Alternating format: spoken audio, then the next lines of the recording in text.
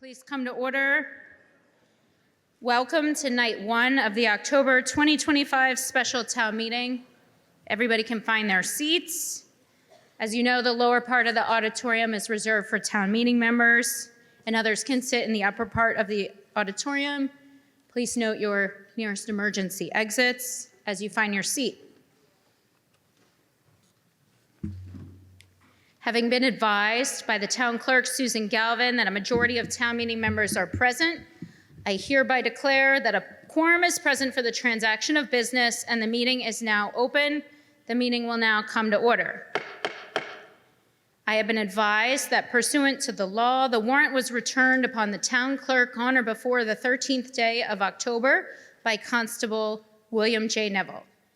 My name is Elizabeth Dillon and I am your town moderator. Welcome to the October special town meeting.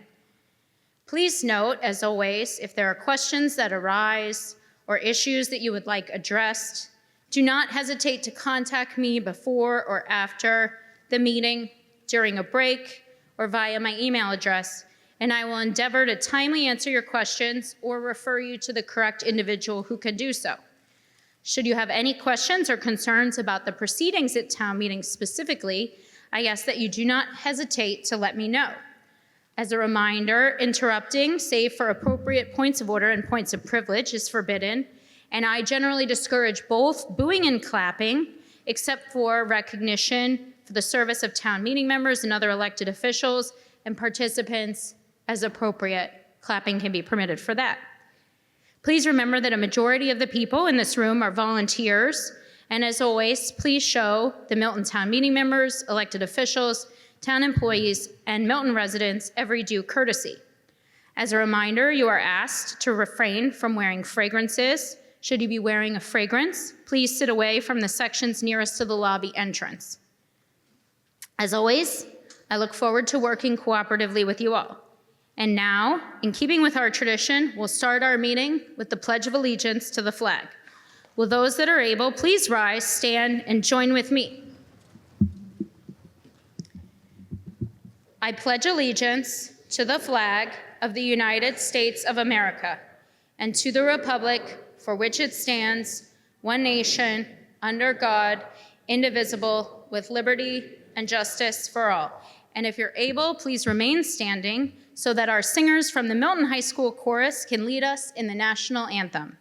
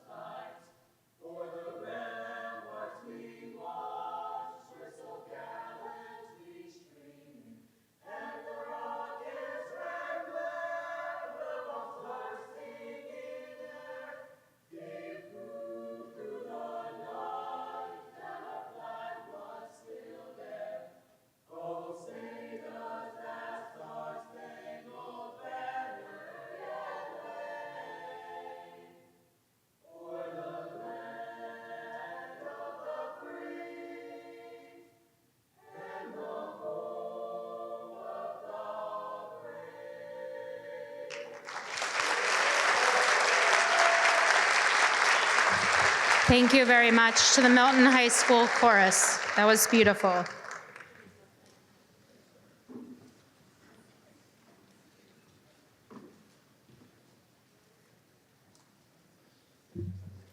Now I'd like to take a moment of silence for firefighter Danny O. Thomas, who served for 28 years for the Milton Fire Department, who passed recently of occupational cancer and had his celebration of life this past Saturday here in this room at the Milton High School. If everybody can join me for a moment of silence for firefighter Thomas. Thank you.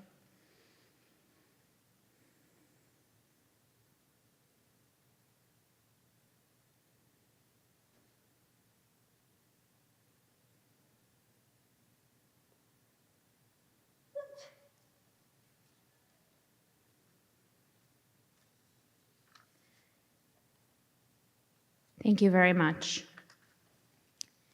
And now I'd like to acknowledge a new town meeting member. Precinct 8 had a caucus prior to town meeting to elect a new town meeting member.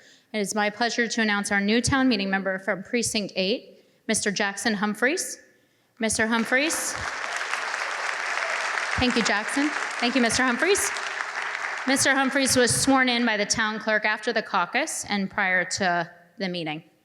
And now I'd like to briefly turn the meeting over to the chair of our select board, Mr. Ben Zoll, who will introduce our new town council. Mr. Zoll, you are recognized. Thank you, Madam Moderator. I have some thank yous also in addition to recognition, so I hope I can go through those real fast as well. First thing I want to do is, we've already done a moment of silence for firefighter Thomas. The select board has heard from the chief of the fire department, and we are looking forward to working with the fire department to honor Danny Thomas when the new East Milton Fire Station is complete. If you knew Danny, he was stationed at Engine 2 in East Milton. His service was right here, actually in this room on Saturday, and there was a great attendance. So it's nice to be here for a different reason today. I do want to thank MHTL and Peter Mello, our previous town council, for their service, as well as John Flynn and Kevin Freitag, who both worked for MHTL for a number of years for the town. We are grateful for their service and everything that they had done for the town. And we're very pleased to welcome KP Law, in particular Mr. Darren Klein, who's here with us, along with his colleague Lauren Goldberg, who is not. But we're excited to have Darren here. We're excited to get a new perspective on things. And I don't know if you'd like to say a few words to introduce yourself, Darren. Thank you.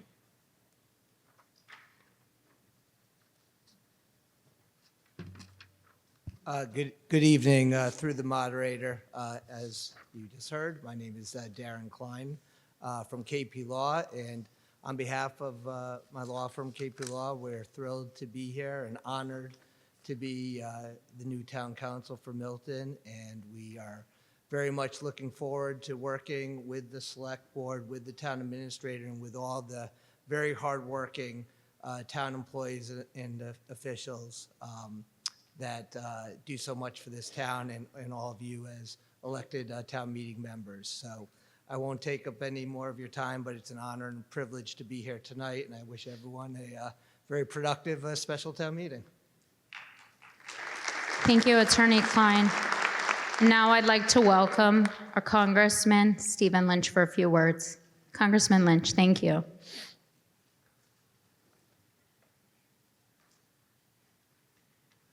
Good evening. Great to be with you. Normally I'm down in D.C., but we've got a shutdown going on right now, as I'm sure you all know. My colleagues in government, good to see you as well. Representative Wells, good to see you, sir. I want to thank the moderator for her kindness in allowing me a couple of minutes. I know there are important matters on the warrant, so I will be brief.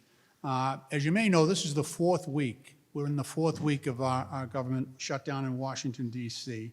And even though I've been through a number of these in the past, this one, I need to be honest, feels a lot different. Normally, we would fly in and my Republican colleagues and our Democrats would get together and we'd work late into the wee hours of the morning, would order in Chinese food, and we would argue for hours and hours, and we would eventually figure it out and open up the government. That's not happening right now. That's not happening. We are flying in, and I'm speaking on behalf of the Democrats, we're flying in every single week. I don't like to be political at town meeting, but we're flying in every week, but Speaker Johnson has not asked my Republican colleagues to fly in as well. So there's nobody to talk to. We stay there for a few days and then we fly home again. That's been going on now for, like I say, we're in our fourth week of that. All that said, I just want the people of Milton to know Social Security checks should still be going out regularly. However, if you have claims or you have a problem and you're trying to deal with the Social Security office, there's been a lot of furloughs, a lot of layoffs. There's been some dismissals as well. So if there's any delay on a Social Security matter, the family needs to call my office and we will work with Social Security to try to expedite that case. Same thing with passports. We have a lot of people, Milton has a high number of travelers. We have a steady stream of business for passports in my office. There have been layoffs, furloughs at the passport office as well, but we've got a great relationship with them, and we can work with them to expedite, but we need advanced knowledge. So if people are thinking of traveling and you need a passport replacement, or you lost your, you need to apply for one, you need to call us sooner rather than later so that we can get to work on that. Thirdly, veterans issues. Fortunately, we have a great VSO here in the town of Milton, Alex Ortiz, who does a great job on behalf of our veterans. We have 3 wonderful VA hospitals in our district, but since January, there have been 13,000 layoffs at the VA. That's docs, nurses, therapists, even the people who staff the Veterans Suicide Hotline have had layoffs. So there's been a backlog in cases going forward. We're seeing our veterans have to wait 2-3 months for things that usually took 1 or 2 weeks. So any family that's caring for a veteran, any veteran who's out there that needs services, we can work with Alex Ortiz, our office, and the VA to try to get you taken care of and expedite that cases. Last issue on this list is SNAP benefits. So the SNAP benefits, SNAP is just supplemental nutrition assistance programs, food stamps. Also could affect a Head Start program. Some of those kids are also available and eligible for SNAP. The administration has money at hand that they could use to extend SNAP benefits throughout the shutdown. They are choosing not to do so. So we are in a little war right now with the administration over their reluctance to use that money for the intended purpose. And that discussion goes on. The biggest threat to the people of Milton and the people of my district from the shutdown is actually in connection with Medicaid. Whether you get your health care at BI Deaconess or Milton Hospital or Mass General, South Shore Hospital, Good Sam, any of the hospitals in our district, or if you have a loved one at a nursing home in our district, or if you frequent one of our community health centers, 30 to 40% of that funding for that institution comes from Medicaid. And right now, the deal on the table in Congress calls for a cut to Medicaid of $1 trillion over the next 10 years. So partly because of the impact of the Stewart Healthcare debacle, that bankruptcy that took down a half dozen of our hospitals in this region, we have overcrowding at every single one of our hospitals. I've just done a tour of all our hospitals. And there's a practice going on right in our hospitals right now. Any hospital that you would go to, your family member would go to. Right now we have what they call boardings going on. There's a new, it used to be a violation, now it's a practice. So a boarding is when you arrive at a hospital and your doctor says you should be admitted and there's no bed for you. So they put you on a cot in a hallway outside the emergency room. And they even have a new position they've created called a boarding nurse. A boarding nurse, never used to have those before, now they are the nurses that take care of the people in the hallway, which is where you'll be sitting or laying if you need emergency service at any one of our hospitals. So when you look at the Medicaid cuts that threaten all of our hospitals, we would be in a disastrous shape. We're in tough shape right now, but it would be an absolute disaster for your families if we allow this funding cut to go forward against Medicaid. It'll affect every one of your families. And so for that reason, I cannot support that proposal that's on the table right now in Washington, D.C. I represent your vote. I cast your vote. I don't cast my vote. I cast your vote in Congress. That's how representative government works. And I need to be honest with you and transparent. I am not going to support that because of the harm that it's going to cause to your families. That's where we're at right now. Now, I did hear today on the news that Speaker Johnson says he's coming forward. He's going to announce his own health care plan. I got to admit, I'm a little skeptical. But I'm willing to sit down with him, and that's what we need to do. Democrats and Republicans need to get to Washington, do the job that you took an oath to do, and solve this problem. We need to sit down like adults and hammer this out on behalf of the American people. Look, Milton is a shining example of what's best about America. You take care of your kids, you take care of your seniors, you take care of your veterans, and there's nothing better than that. And I'm very, very proud to represent you and your family every single day in Washington, D.C. in the United States Congress. God bless you for being here at town meeting and being involved. May God bless the wisdom of your deliberations tonight, and may God continue to bless these United States of America. Thank you. Thank you so much, Congressman Lynch. Thank you.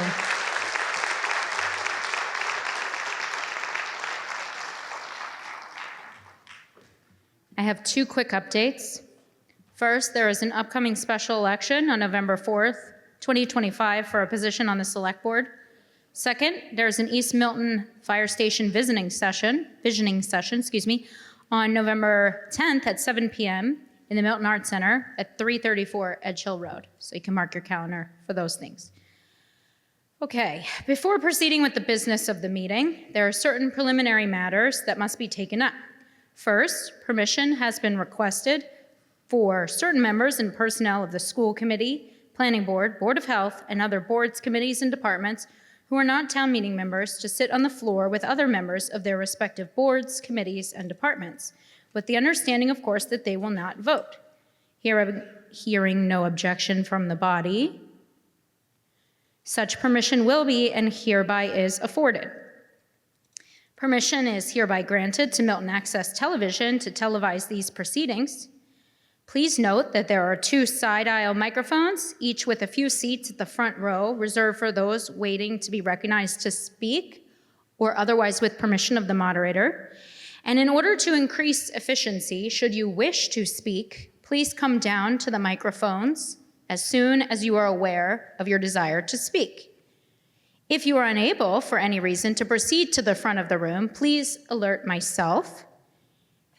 And if you are unable to speak for any reason at either of the 2 side microphones specifically, permission may be given to speak at the podium, which is otherwise generally reserved for presentations. You can address any questions you have to myself, the moderator. A note on green sheets, there is one article for which the warrant committee has revised its recommendation following the printing of the warrant. The revised recommendations are reflected on green sheets, which are printed on green paper and placed in the front of the room and made available on the town's website. As a reminder, green sheets are only provided for the warrant committee's revised recommendations and for no other reason. There is a green sheet for Article 5 and no green sheet for any other article. Please note that, as set forth in Rule 7 of the warrant, the relevant Massachusetts general laws, the bylaws of the town of Milton is applicable, and town meeting time, 4th edition, shall be the official rules of this meeting. The rules of procedure of this meeting have been summarized in the annual town meeting warrant, copies of which were made available by mail to town meeting members at Town Hall, online, and in front of the room at the annual town meeting, and therefore will not be reviewed in detail today. As these are the rules summarized in the warrant and provided in advance to the town meeting members, barring any objection, these shall be the rules of this meeting.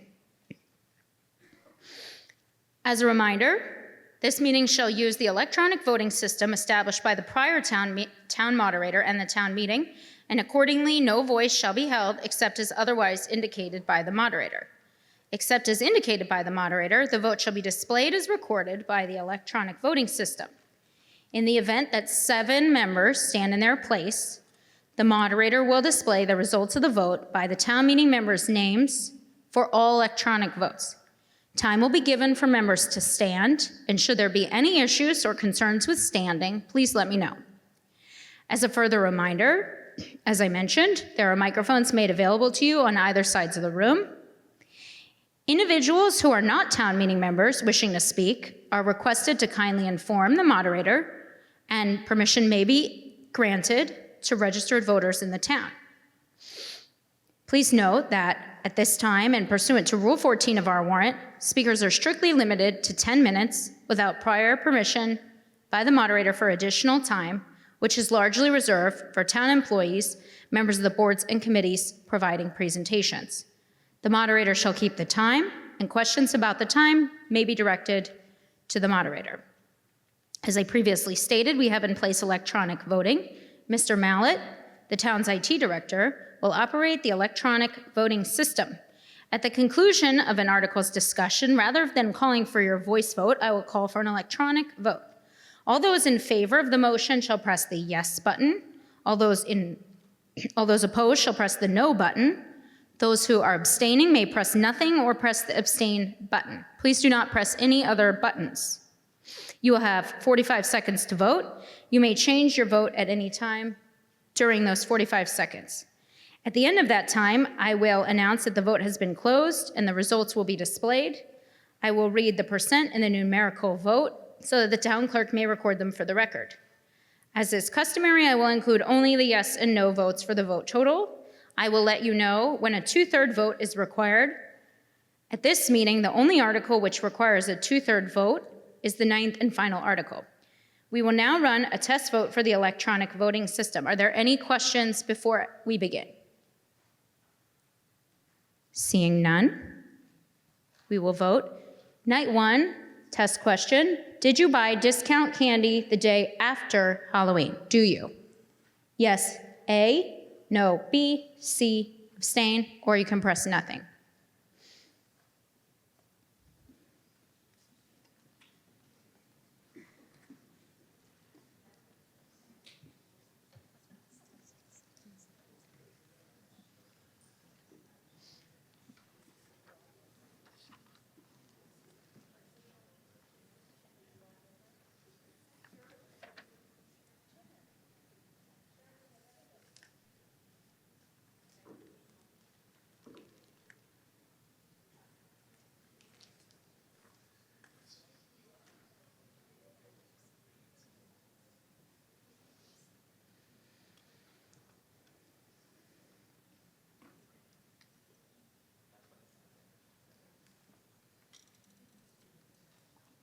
%73% of people voted no, 19% yes. That's 146 no, 38 yes. And a quick point of clarification, I said 45 seconds. It'll actually be 60 seconds to allow everybody a chance to vote. Please look at your name as you scroll through, make sure that it is as you indicated on your clicker, and we will go through. If anybody has any questions, please go to the front of the room on the left side and speak to Mr. Mallett. He'll be happy to help you. Thank you.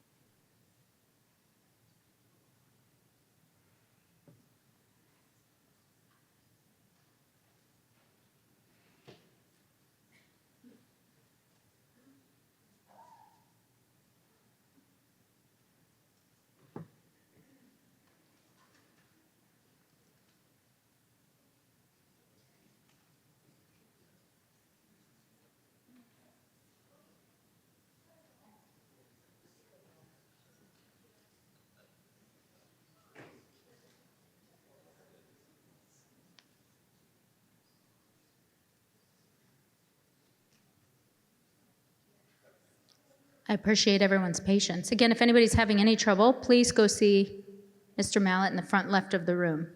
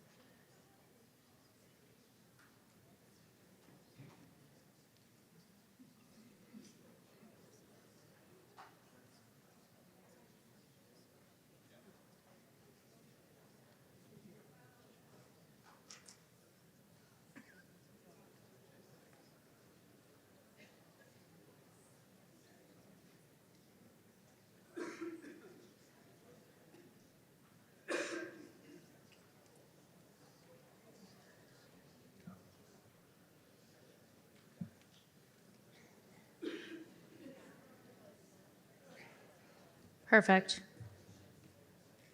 With that, we will recognize Mr. Ben Zoll, Chair of the Select Board, for a brief remark. Mr. Zoll, you are recognized. Thank you, Madam Moderator.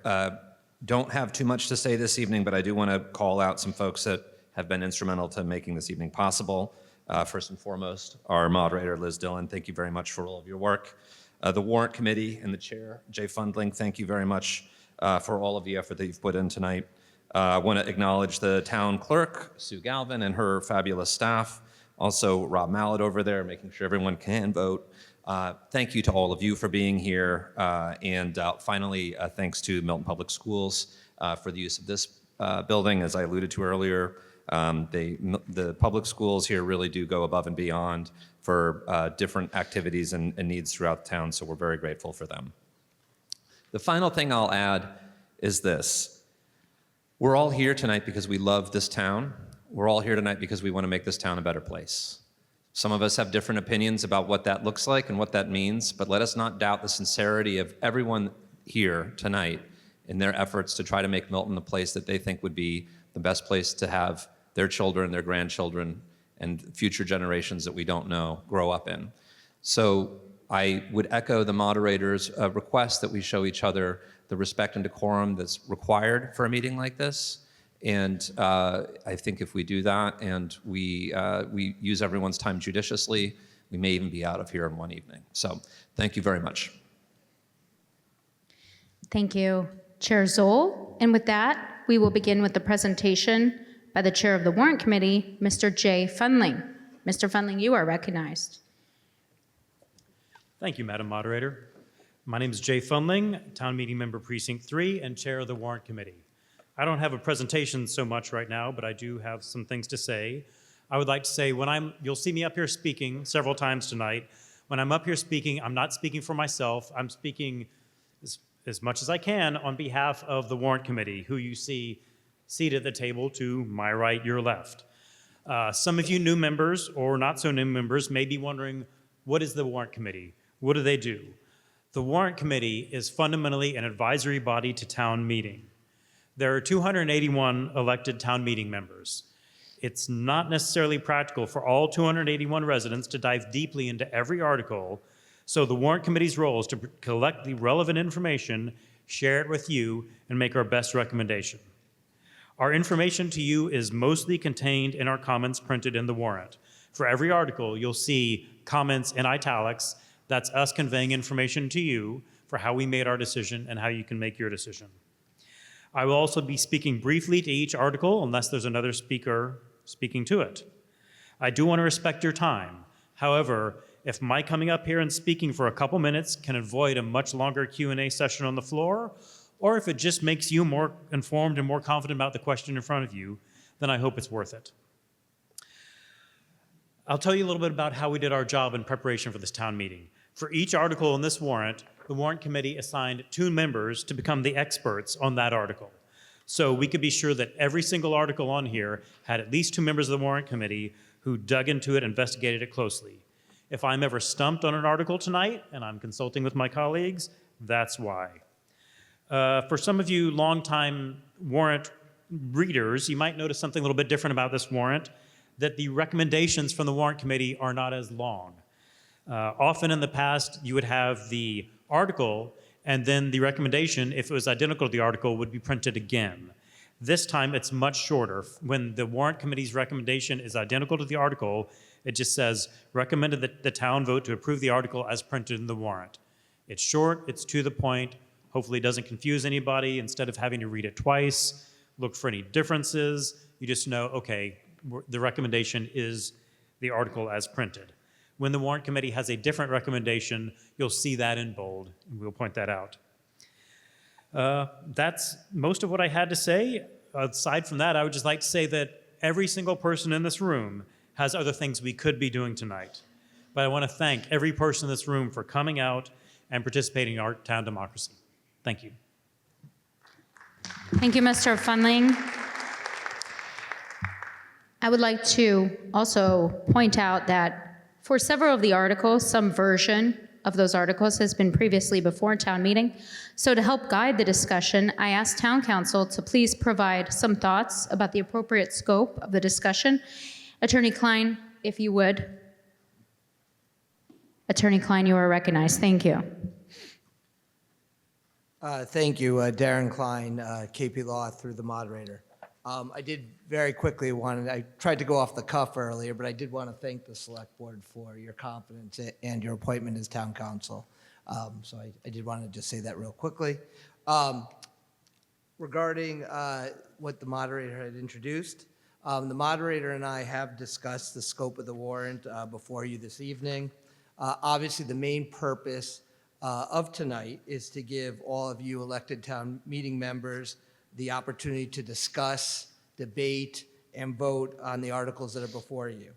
Although some history may be relevant in certain circumstances, the scope of the meeting is the four corners of the warrant that is before you tonight. And as far as restating discussions or history from previous town meetings, that is not before you tonight if it's not directly pertinent to the scope of tonight's warrant. So obviously, we're going to do our best to stick to the four corners of the warrant. And as I said, there may be some issues where history or previous debate is directly relevant, but in other situations, in most cases, it's going to be outside the scope of what you're here for tonight. With that, I'll sit down. I know you have a lot of business before you tonight. And again, good luck to everyone tonight. Thank you. Thank you again, Attorney Klein. And now, I would like to acknowledge Diane Agostino, the chair of the Milton Commission on Disability, who was granted permission to provide a brief report to town meeting regarding her committee's work. Ms. Agostino, you are recognized.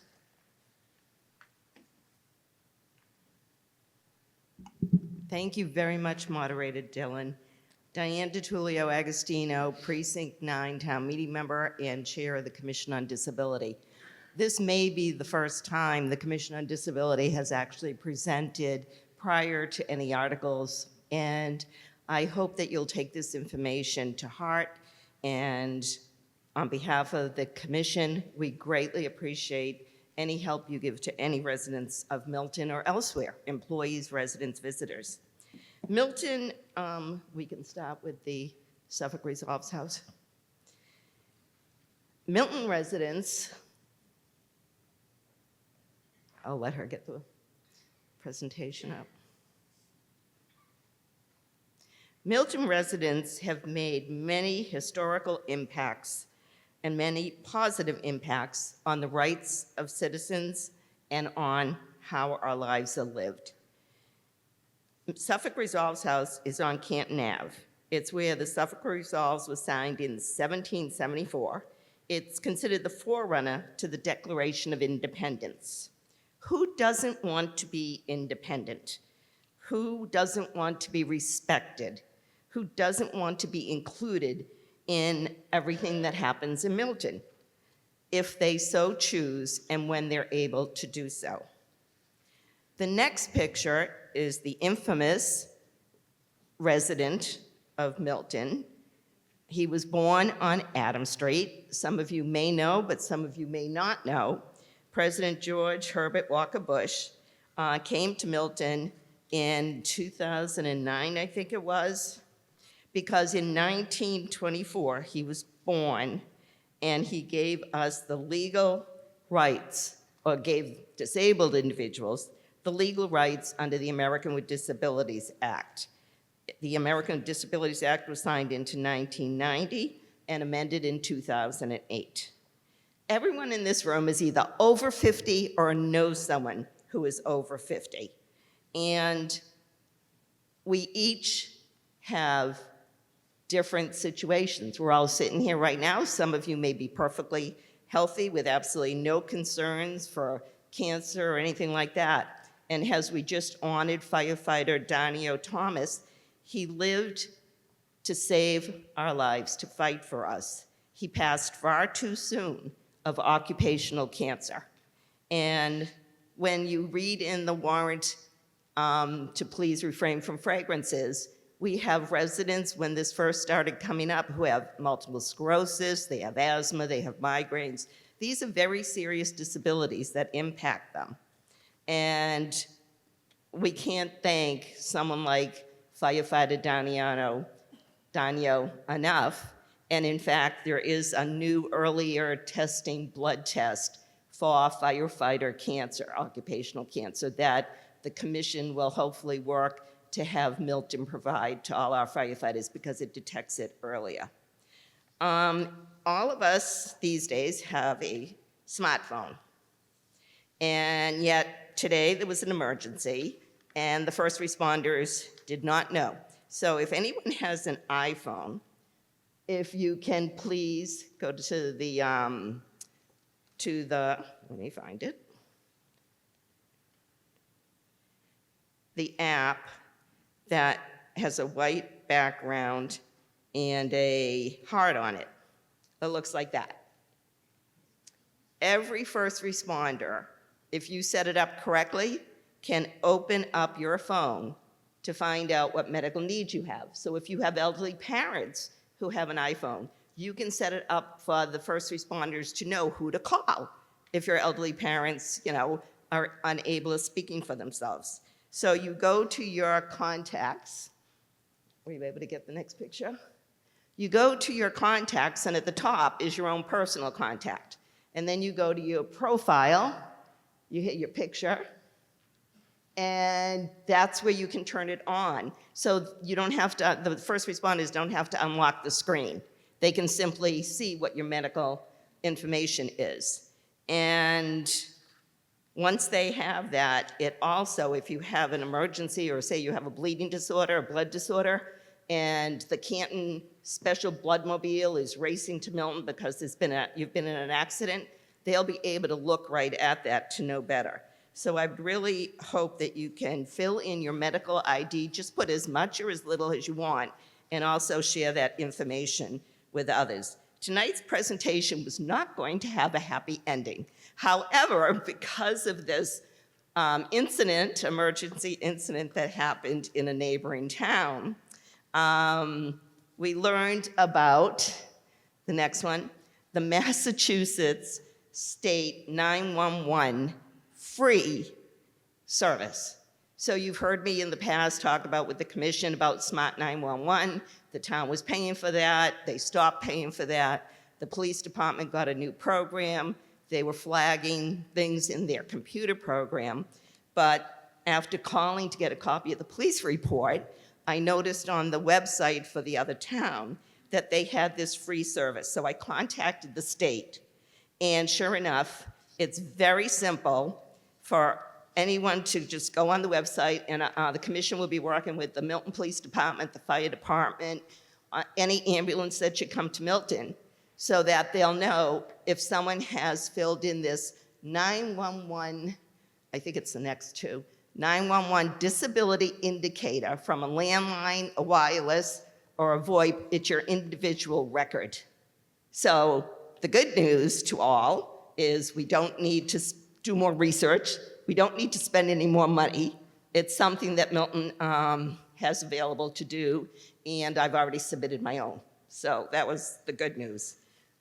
I don't know how I can explain any more than the following phrase. Disabilities do not discriminate. It's the one thing that we all should be supportive of family, friends, employees, visitors, and respect them. And there's, we all recently had learned of Diane Keating's passing, and one of her favorite songs was You've Got a Friend in Me. So if you can hear, and someone next to you can't hear, I've asked the moderator, I said, so many times somebody will say, I can't hear what's being said. Speak up for that person, because maybe that person's too shy. If you can see what's up on the screen, and yet the person next to you is saying, what is it saying? The moderator has, said, please just speak up. And if you can speak, and the person next to you is mute, then please speak up. But I really, really appreciate if you can share this wealth of new information with, especially with the elderly in this town. And thank you so much, Moderator Dillon, for the opportunity. Thank you so much, Ms. Agostino. And with that, yes, thank you. And with that, we will move into the business of the meeting. We have 9 articles here today. We will start with Article 1. A note about Article 1, the Warrant Committee, in their recommendation, has proposed language that is similar, and I'll let Mr. Fundling explain, but it reads slightly differently than the article. The article itself reads as follows: to see if the town will vote to amend the appropriations voted at the 2025 annual town meeting for the 12-month period beginning July 1, 2025, by increasing the amount appropriated under Article 10 for the election and registration budget by $60,000 from $127,674 to $187,674 is set forth in the table in the October 2025 special town meeting warrant, which sum shall be appropriated from funds certified by the Department of Revenue as free cash and to act on anything relating thereto. First, we will hear from the Chair of the Select Board, Mr. Ben Zoll. Mr. Zoll, you are recognized. Thank you, Moderator Dillon. Ben Zoll, Chair of Select Board, Town Meeting Member Precinct 5. We have, the Select Board has voted unanimously to agree with the Warrant Committee, and I don't believe that we have anything extra to add that hasn't already been written in your warrant. Thank you. Thank you very much, Chair Zoll. Next, we will hear from the Chair of the Warrant Committee, Mr. Jay Fundling. Mr. Fundling, you are recognized. Thank you, Madam Moderator. Jay Fundling, Town Meeting Member Precinct 3 and Chair of the Warrant Committee. This article allocates $60,000 to pay for the election, which will be held 1 week and 1 day from now on the 4th of November.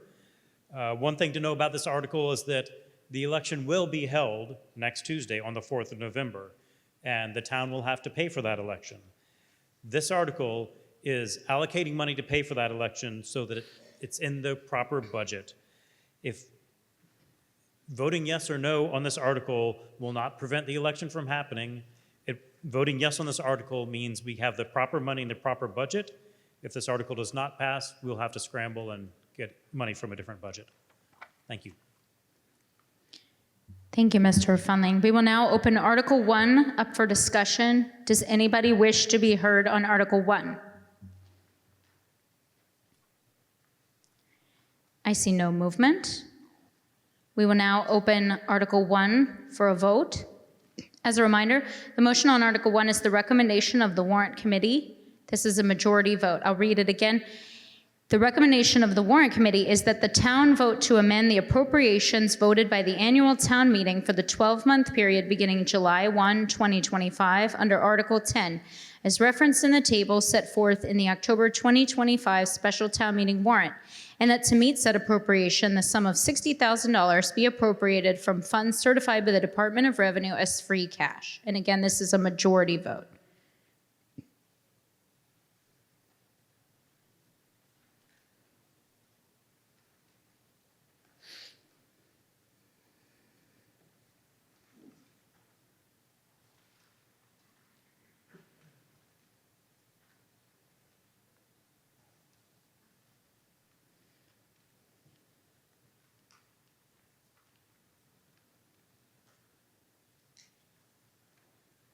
The article passes 99%, 204 to 1%, 1 vote for no.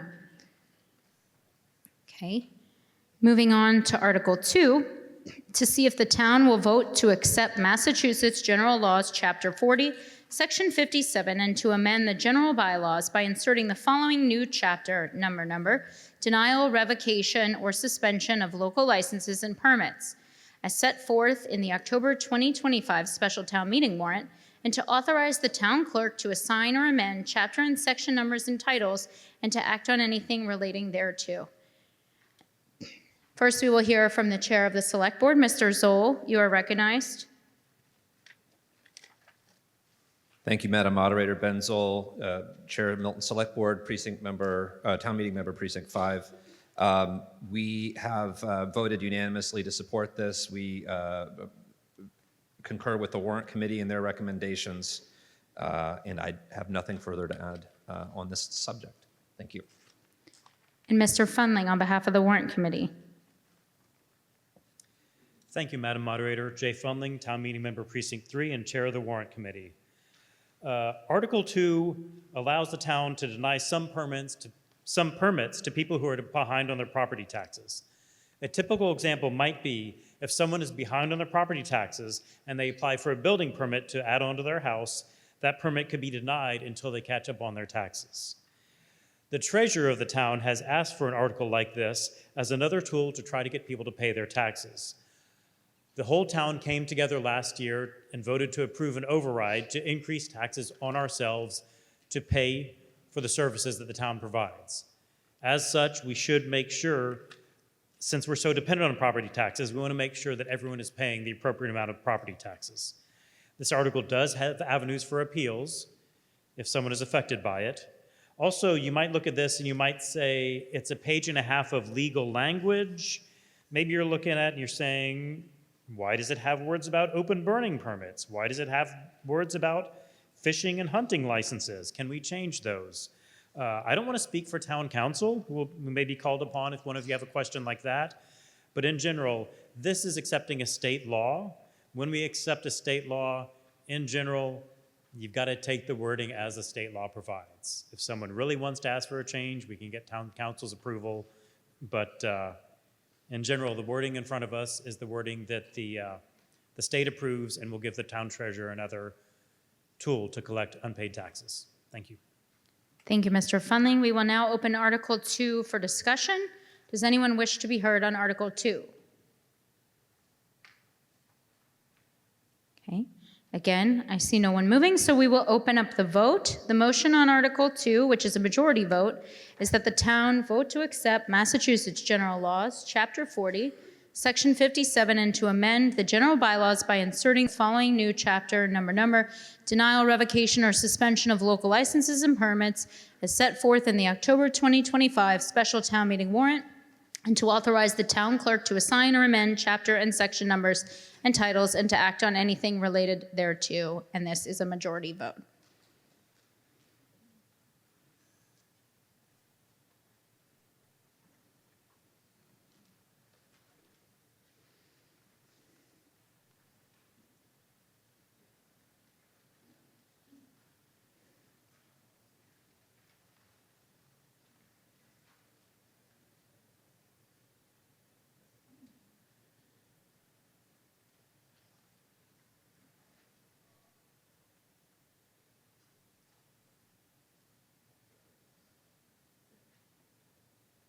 The article passes 98% to 2%, 200 yes, 5 no.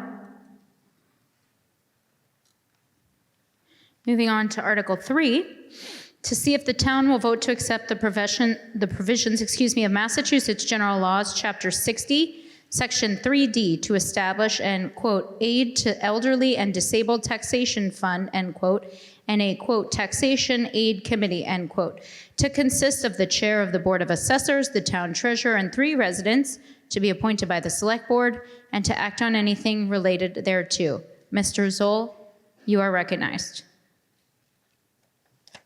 Thank you, Madam Moderator. Ben Zoll, Chair of the Milton Select Board, Town Meeting Member Precinct 5. We don't have much to add to the Warrant Committee's recommendation here. We voted unanimously to approve this. As this is something that would be created after the 7-day period following town meeting, I would like to encourage you, if this is a subject that you're interested in, to serve on a committee to help aid and elderly and disabled, aid to elderly and disabled taxation fund. We would love to have you apply for this. We will be putting this on our next agenda item as a select board. And so if you'd like to put your application in, you can do so through the town website. So that's pretty much my pitch. And I do want to say, I had it on good authority from Mr. Fundling himself that he would have very thoughtful and detailed remarks about the articles. So I'm sparing you my own, admittedly less thoughtful comments. So thank you, Madam Moderator. Thank you. Mr. Fundling, you are now recognized. Thank you, Madam Moderator. Jay Fundling, Town Meeting Member Precinct 3, Chair of the Warrant Committee. I feel obligated to give thoughtful and detailed thoughts. My first thought is if at any time you're looking up here and you're confused about if you're seeing the chair of the warrant committee or the chair of the select board, just remember I am the middle-aged bald man with glasses and a beard. That's how you tell us apart. Don't be too funny, Jay. Keep going. So anyway, Article 3 establishes a fund to benefit elderly and disabled residents with their taxes. It is an entirely voluntary fund. This fund will only consist of money that people choose to contribute to it. This article also establishes the committee to oversee it. This was one reason this was brought up before town. As I said about the last article, we had a large override last year. As such, articles that town meeting passed last year, as well as now, are looking to see any way we can help our needy residents who have a hard time paying their property taxes. We know it's tough. We want to see any way we can help people pay their property taxes. Now, as I said, this establishes a fund and the committee to oversee it. Now, you might be looking at this article and thinking it's very brief. It's one sentence. You might have lots of questions like, for example, who is elderly? Who is disabled? Who determines that? Who gets the money? Is it given out to all elderly and disabled people? Is it based on need? You might have lots of questions. Certainly the warrant committee had lots of questions. And the answer to every one of those questions was, these answers will be determined by the committee that's set up. So I apologize, I don't have details for you now, but this article establishes the fund and establishes the committee that will answer all the questions that are going through your head right now, like how do we define disabled? How do we define elderly? Who decides who gets the money? So I apologize that you don't have those answers, but that's exactly what the committee will decide once they're up and running. So that's all. And just like the last one, I don't think there's not really wiggle room when adopting a state law for adjusting the wording. So we left the article as it is, and we encourage a yes vote on this article. Thank you. Thank you, Mr. Fundling. We will now open the article for discussion. Does anybody else wish to discuss the article?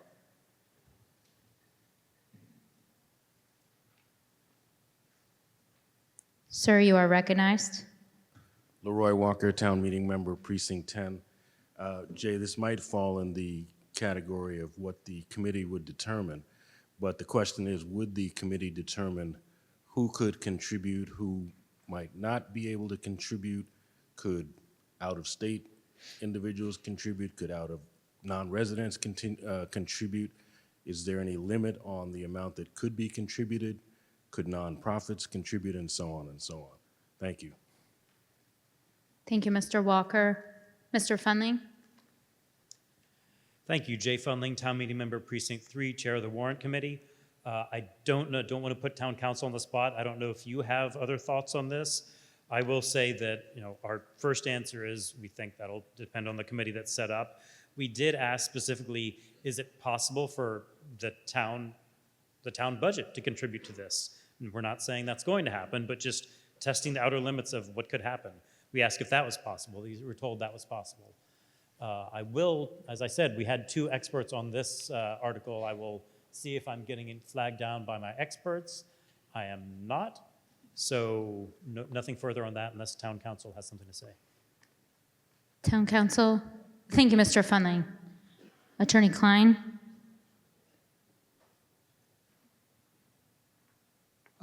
Darren Klein, Town Council, through the moderator. As was said by the chair of the Warrant Committee, it does allow the committee to set up rules for donations and even using funds from the town budget potentially. But what the law allows at a bare minimum is there would be a checkoff on individuals' taxes where they could pledge an amount not less than a dollar to donate and to put into this fund. That's sort of the bare minimum of what the fund would allow. And then, as has already been said, it would be up to the committee to sort of expand from there. Thank you, Mr. Klein. Does anybody else have any discussion on this article? Seeing none, we will open the article up for a vote. As a reminder, the motion on the floor is as follows: that the town vote to accept the provisions of Massachusetts General Laws, Chapter 60, Section 3D, to establish an aid to Elderly and Disabled Taxation Fund, and a Taxation Aid Committee to consist of the Chair of the Board of Assessors, Town Treasurer, and 3 residents to be appointed by the Select Board and to act on anything relating thereto, and this is also a majority vote.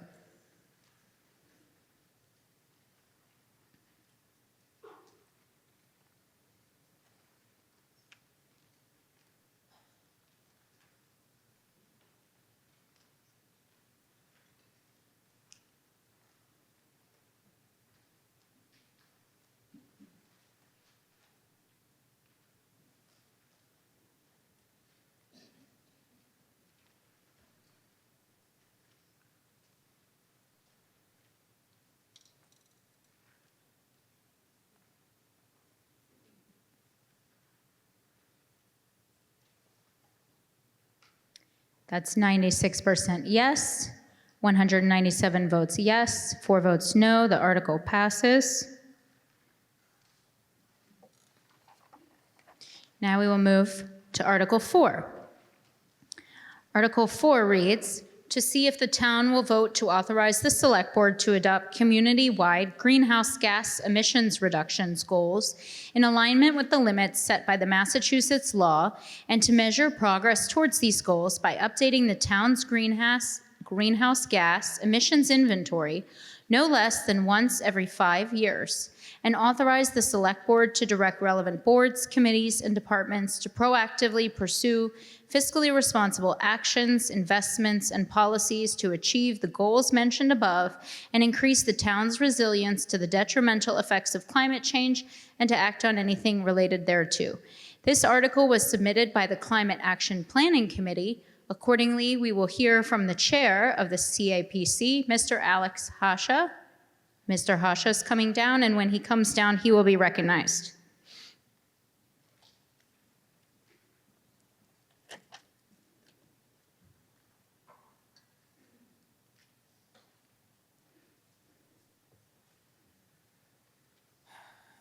Good evening, Alex Hasha. I'm the chair of the Climate Action Planning Committee and also a board member of Sustainable Milton and resident of Precinct 9. Thank you for the opportunity to speak tonight in support of the article.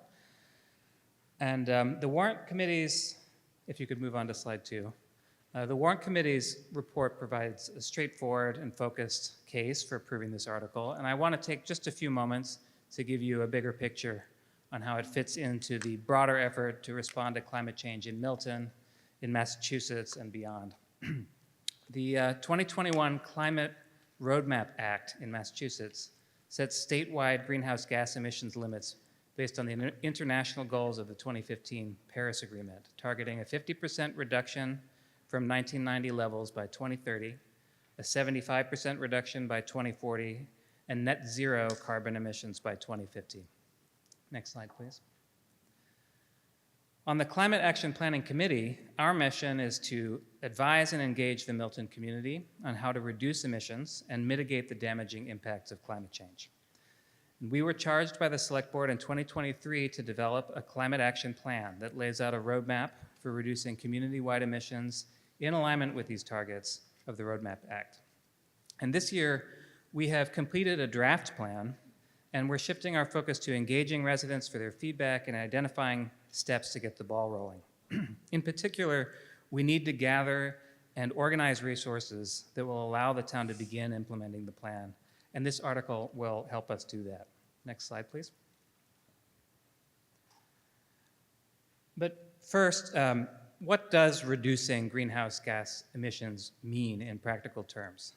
So these emission reduction goals are community-wide, meaning that they apply not just to municipal facilities, but also to our homes, businesses, and even the natural landscapes that surround us. So making progress toward the goals is about making clean energy technologies practical, accessible, and affordable for everyone in town so that we can live our daily lives without producing the levels of climate warming pollution that we do today. Next slide, please. Now, we believe the town has a major role to play, both in leading by example, deploying clean energy solutions at municipal facilities, and also by providing support and removing obstacles for residents who are pursuing these changes in their own homes. The Climate Roadmap Law's emission reduction goals are codified in state law, They require state agencies and utilities to make serious efforts to meet them and publicly report on progress. It does not directly obligate local communities, but it has triggered the development of voluntary programs that support cities and towns that partner with the state to reduce emissions. And in particular, the Climate Leader Communities program provides funding, tools, and resources to help towns reduce emissions by deploying clean energy technologies and improving energy efficiency. So to make any progress on these goals, Milton needs to start by gathering resources and building the capacity to act. Next slide, please. Qualifying for Climate Leader Communities would be a huge step forward on both fronts. Once a town meets the eligibility requirements, it gains access to 2 new grant programs. First is decarbonization technical support grants, which offer up to $150,000 to hire vendors for recommendations and engineering design planning for clean energy projects at municipal facilities. Decarbonization accelerator grants offer up to $1 million for projects that significantly reduce municipal emissions. And critically, a community can receive both grants once per program cycle, the first of which is open for 3 years. So the cumulative financial support could be as much as $10 million between now and 2050. Next slide, please. The accelerator grants can be used for municipal clean energy projects that don't use fossil fuels. So things like on-site solar, renewable heat, like heat pumps, energy storage, and other building energy efficiency activities. And it's a new program. The first 19 communities to be certified as Climate Leader Communities were only certified in May, so there have been no example grants that I can cite under the program yet. But as an example of how we might apply this here in Milton, the HVAC systems on all these new schools are about 20 years old. They're approaching end of life and will need to be replaced one way or the other in the next 5 to 10 years. These grants could be applied to projects like that to defray their inevitable cost. Next slide, please. Now, this table shows the 6 requirements for becoming a Climate Leader community. Milton has already completed 3 of them, the green checks on the left. And for many communities, adopting the specialized building code, which we did at last year's town meeting, is considered the biggest hurdle. Passing this article would satisfy a 4th. It would serve as the town's commitment to work towards eliminating on-site fossil fuel use in municipal facilities and operations. But it would also empower and encourage town leaders to work on the 2 remaining requirements. Next slide, please. So, in a nutshell, passing the article advances Milton towards Climate Leader certification and eligibility for millions in state grants for necessary energy projects. But it's also non-binding, so the town will retain full discretion on future investments, and as such, it has minimal direct costs. Now, I've heard some people say, well, this doesn't do anything, so what's the point? And from others that I wish it had more teeth. And I can understand both reactions, and here's why I think it matters. For the leaders, staff, and volunteers doing this work, it's really important to know that the majority of Milton residents want to make a serious effort to meet these goals and move in this direction. A clear expression of approval gives direction and legitimacy to the work ahead. And at the same time, we deliberately avoided locking the town into rigid directives because the path forward involves significant technical, financial, and practical uncertainties, and we'll need problem-solving, creativity, and flexibility to navigate them. Next slide, please. So to close, on the Climate Action Planning Committee, we're hoping that some of that creativity and energy will come from the broader community and from leaders like you. So after tonight, I hope you'll find the draft climate action plan on the town website or using the QR code up above my head. We'd love your ideas, feedback, and your partnership in bringing it to life. So at the end of the day, this article is about getting the ball rolling, giving Milton a clear direction and the ability to act. I hope you'll vote yes and help move climate action forward here in town. Thank you. Thank you, Mr. Hasha. Next, we will hear from the chair of the Warrant Committee, Mr. Fundling. You are recognized. Thank you. Jay Fundling, Town Meeting Member, Precinct 3, Chair of the Warrant Committee. I don't have much to add besides what Dr. Hasha just presented. I do want to say that the Warrant Committee was comfortable with this article because it does not lock the town into any specific actions. It gives the town general guidance that where there's prudent, economical ways to reduce our greenhouse gas emissions, we wanted the representative body of the town, which is town meeting, to give the town administration that guidance, but not to lock ourselves into anything uneconomical or onerous. So the warrant committee recommends a yes vote on this. Thank you, Mr. Fundling. Mr. Zoll, would you like to speak on behalf of the Select Board with respect to this article? Thank you, Madam Moderator. Ben Zoll, Chair, Milton Select Board, and Town Meeting Member, Precinct 5. The Select Board has voted unanimously to recommend this article, and for all the reasons that Dr. Hasha and Mr. Fundling just laid out. Thank you. Thank you, Mr. Zoll. We will now open Article 4 for discussion. If anybody wishes to be heard on Article 4, please come down. Yes, sir, you are recognized. Thank you, Madam Moderator. Jeff Stone, Precinct 1. I rise in strong support of this article, but I have a question for the presenter. I'd like to know, as in many articles that come up, how we compare with other communities with regard to becoming a climate leader community. Do we know if other towns have taken this step or have refused to take this step? Could we have a little bit of context on that from the presenter? Thank you, Mr. Stone. Mr. Hasha, if you could speak to that.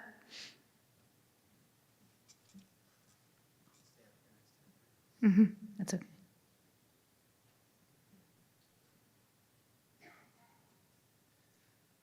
I'm afraid I don't have a list of which towns are currently considering this. I know through a network of folks who have roles like mine that many towns are.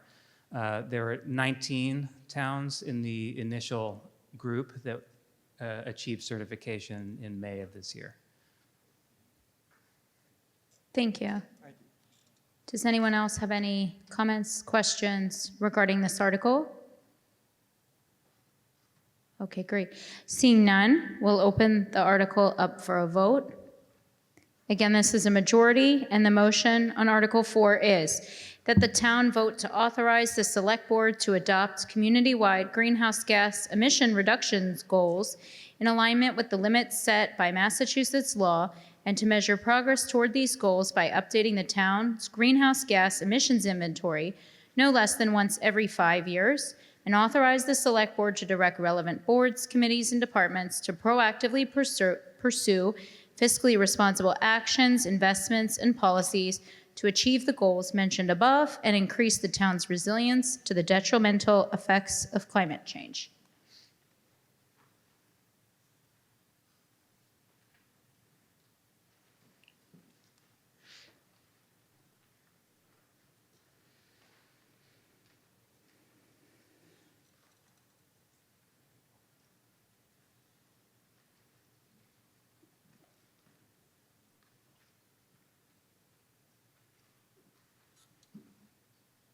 The article passes 92% to 7%, 187 yes, 15 no.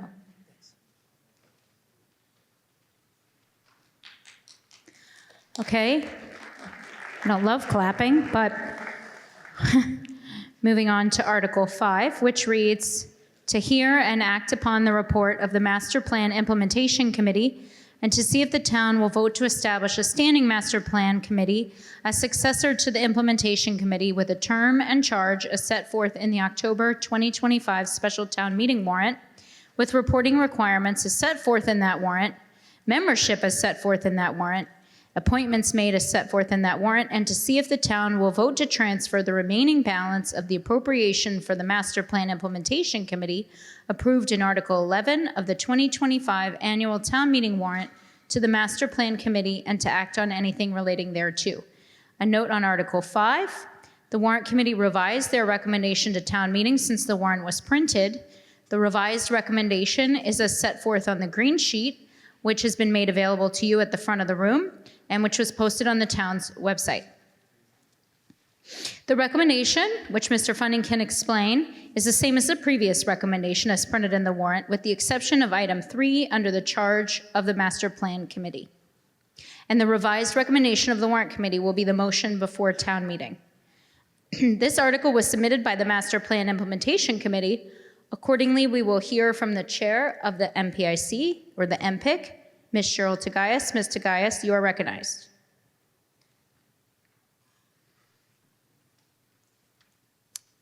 Thank you, Madam Moderator. My name is Cheryl Tagayas, and I am a town meeting member from Precinct 9, a member of the Planning Board, and Chair of the Master Plan Implementation Committee.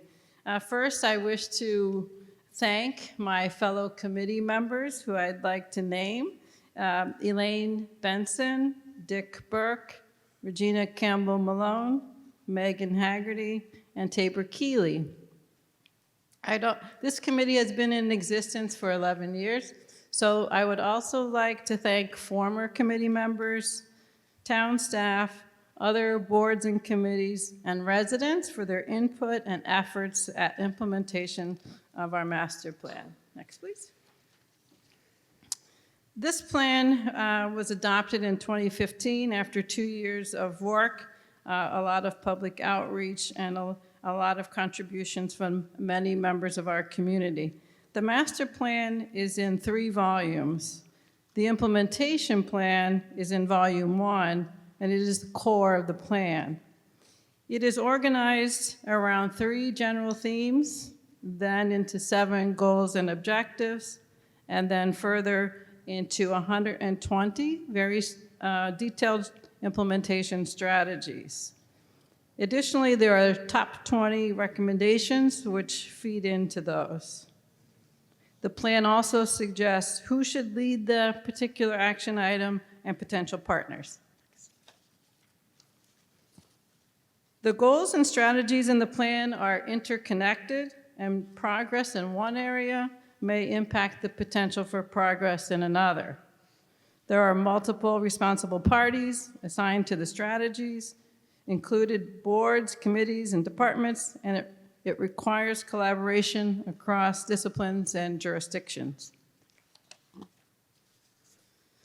The committee facilitated and led several important initiatives that are recommended in the plan for further study. And you can see some of those listed in a timeline on the screen in front of you. It's important, though, to note that the committee was not responsible for the contents of the plan, as this committee was formed after its adoption, and we are not actually responsible for its implementation. We are actually responsible for monitoring and documenting the implementation and assisting with implementation where warranted. So those initiatives that are listed here that we assisted with began in Milton Village, and you can see that led to work that's ongoing thanks to the Select Board. And most recently, some analysis of a potential for an intra-town shuttle. So they cover quite a diverse range of topics. After 10 years of work and over a year of discussing our recommendations, the committee believes that there has been a great deal of progress with contributions from many. But we also believe that many issues and strategies remain relevant and further action is needed. So the 7 goals, I'm going to go through some of the successes and some of the challenges.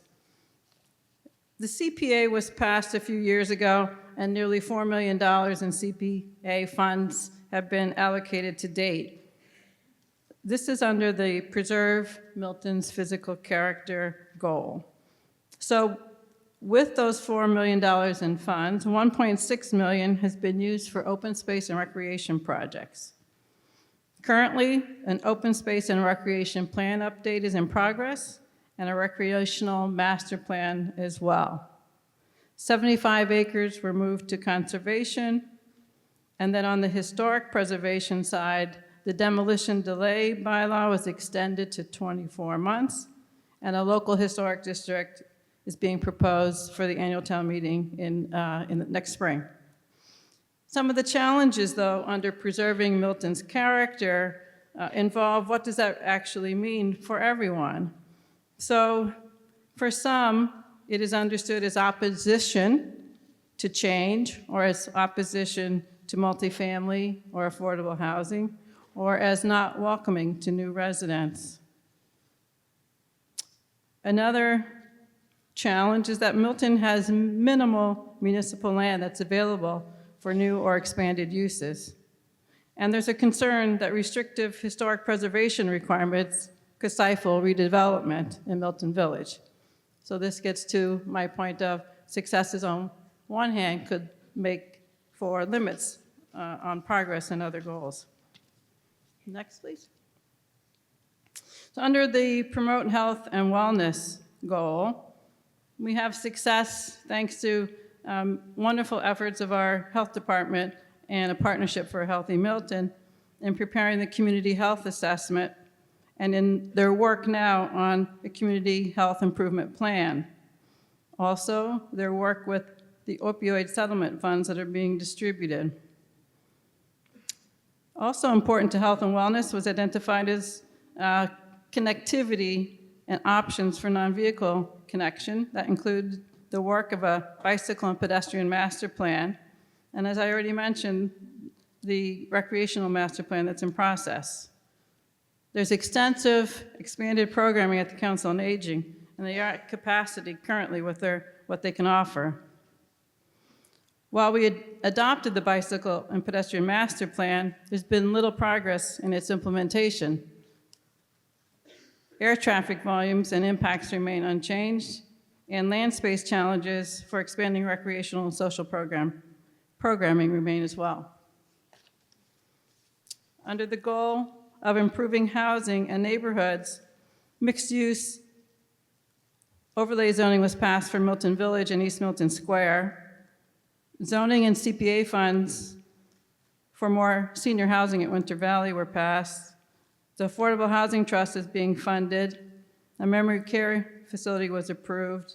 New homes are built at Wolcott Woods that include off-site affordable units. And new ADA and MBTA multifamily housing is passed. However, we still have challenges. Housing affordability has declined rapidly since 2015, and the median single-family home is over $1 million now. Our reliance on Chapter 40B projects to provide affordable housing has resulted in large-scale projects that are not popular in their neighborhoods. And limited production of affordable and rental and diverse housing types has left gaps for young families, seniors, and local workers. On the goal of promoting economic development, an economic development plan is in process. Mixed-use overlay, as I mentioned. There's a redevelopment of a historic building in Milton Village, one of the first in many years, and a new mixed-use development is under construction in East Milton Square.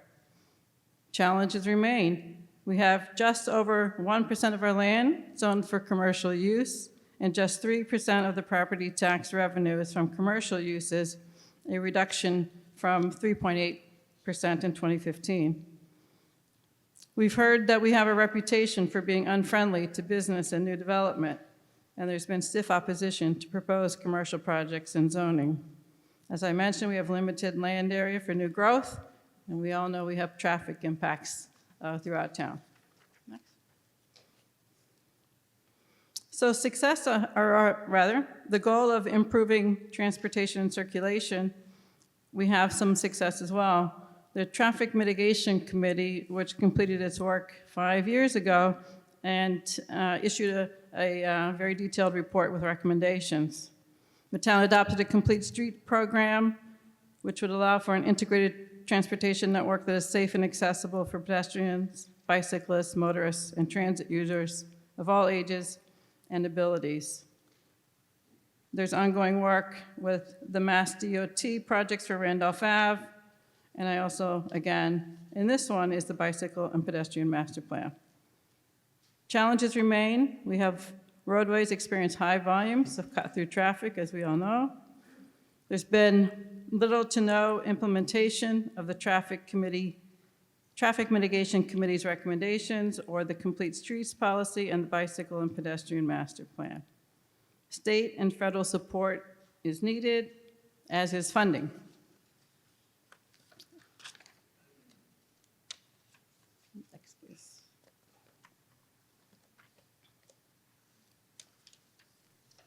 The goal for providing high-quality public facilities, services, and infrastructure.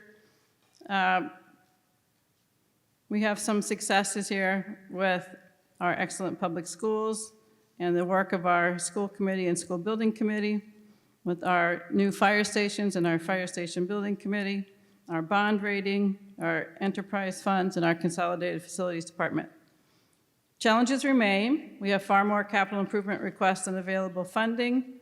We have some departments whose funding remains flat while demand for their programming has increased significantly. I think many would agree that there's many roads that could use some additional pavement management and sidewalk improvements, but funding is limited for those. And we still have a lack of a dedicated space for teens. Ms. Tagayas, just as an FYI, you've been speaking for a little over 10 minutes. I know I granted you additional time if needed, if you can keep moving If I along may, quickly. but I'll speed it up. Thank you, Madam Moderator. Thank you. And the last goal, to strengthen our capacity to plan. We have excellent committees who composed of volunteers who, across many different subjects, who have issued reports with actionable recommendations. We have many resident-led initiatives, and you can see a few here. Some of the challenges are the broader participation in town government. We have residents of color who do not feel comfortable in town board and committee spaces. Communication between town government and residents could be improved. Awareness of the master plan and other reports and plans and ownership of their implementation could be improved, and collaboration amongst boards, committees, and departments could be improved. So there are a couple of key recommendations about things that we felt were not included in the master plan or not included in a detailed enough way. Diversity, equity, and inclusion is one.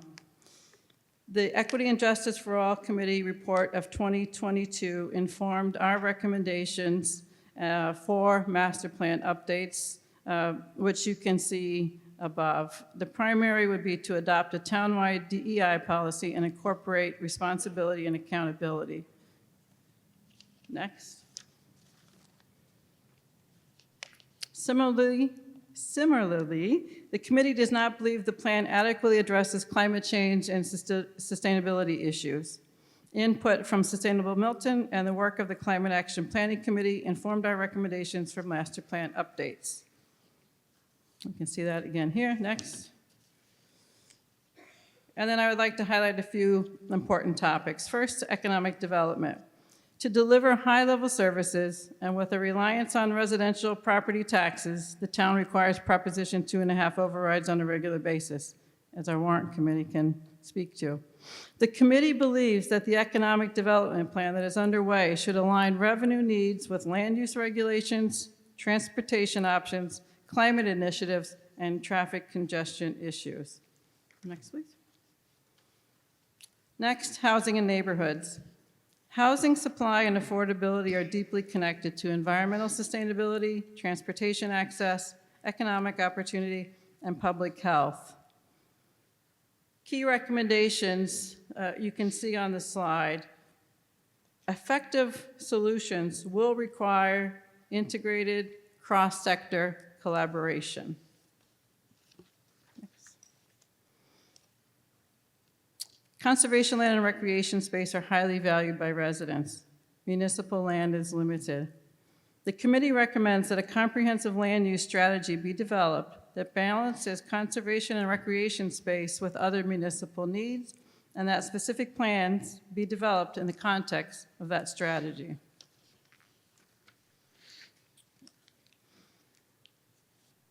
There are many more examples of successes, challenges, and recommendations in the committee's written final report.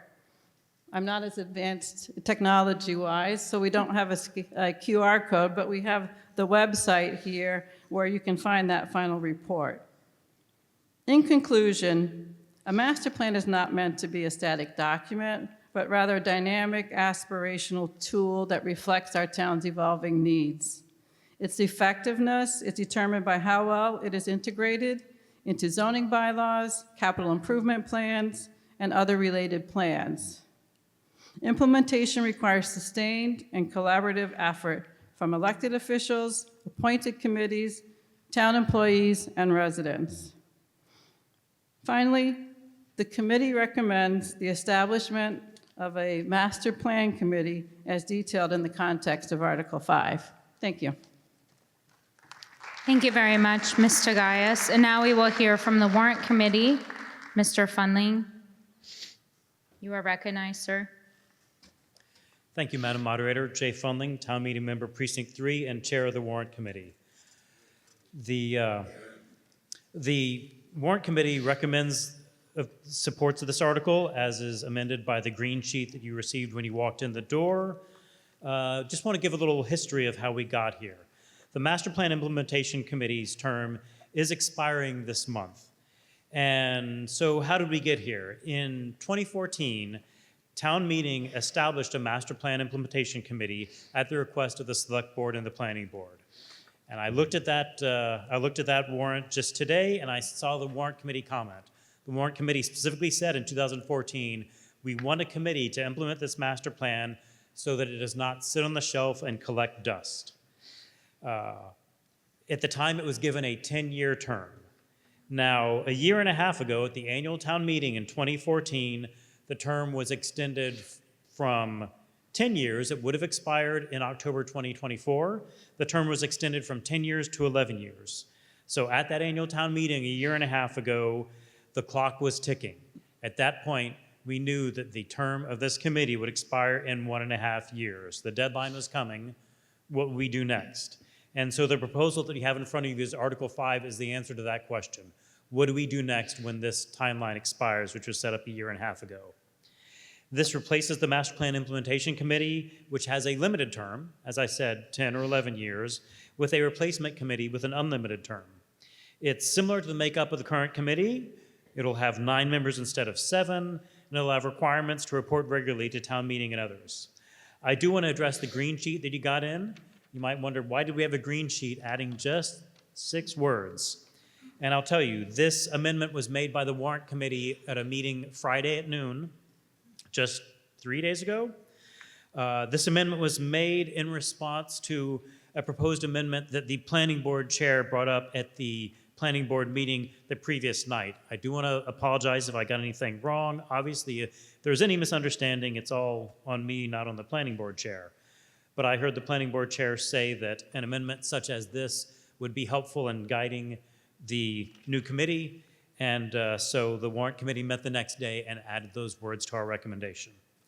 So the Warrant Committee supports the establishment of this new committee and encourages a yes vote on this article. Thank you, Mr. Fundling. And Mr. Zoll, would you like to speak on behalf of the Select Board with respect to this article? Thank you, Madam Moderator. Ben Zoll, Chair of the Milton Select Board and Precinct Member, or Town Meeting Member Precinct 5.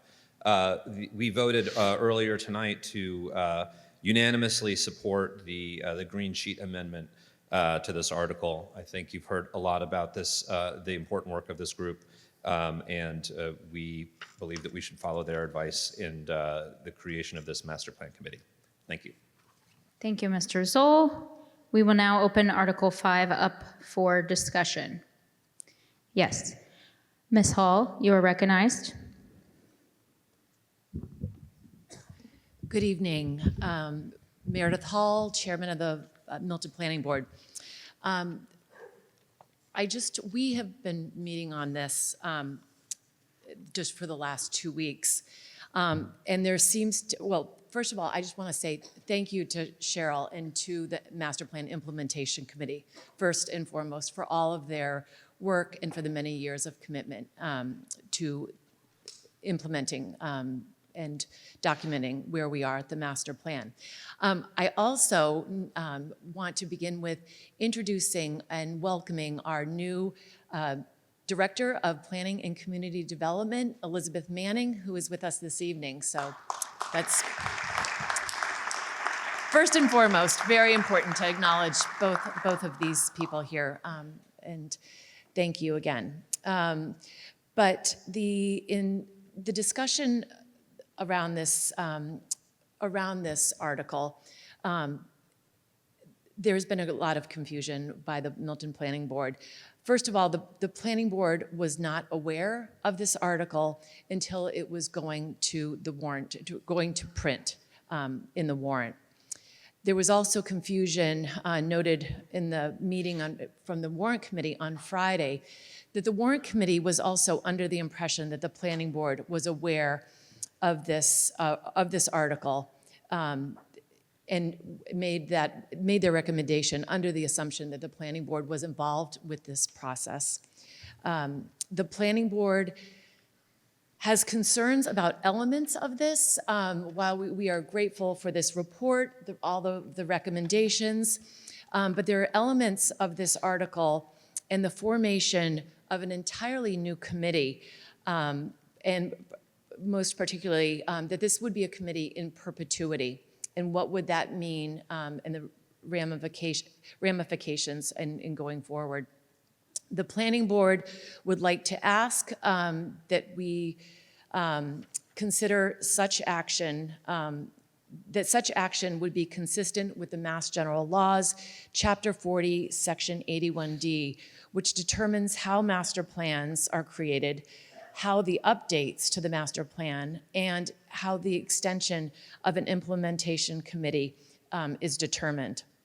In order to have time to work with our new town council, our new town planner, the master plan implementation committee, the planning board wishes to make the following amendment. And this was language provided and confirmed that it's legally and within scope of this article. The planning board wishes to move to amend the recommendation of the warrant committee on Article 5 to extend the term of the current master plan implementation committee through May of 2026, rather than create a new standing master plan committee. Again, this would allow time. It would not, we are committed to furthering the work on the master plan. We would just like to have the opportunity to have time to make sure that the article that's coming before town meeting is consistent with our with the general bylaws, and that we have an opportunity for collaboration on the language that would be in this article. So that is the motion. Thank you, Ms. Ms. Moderator. Hall. Yes.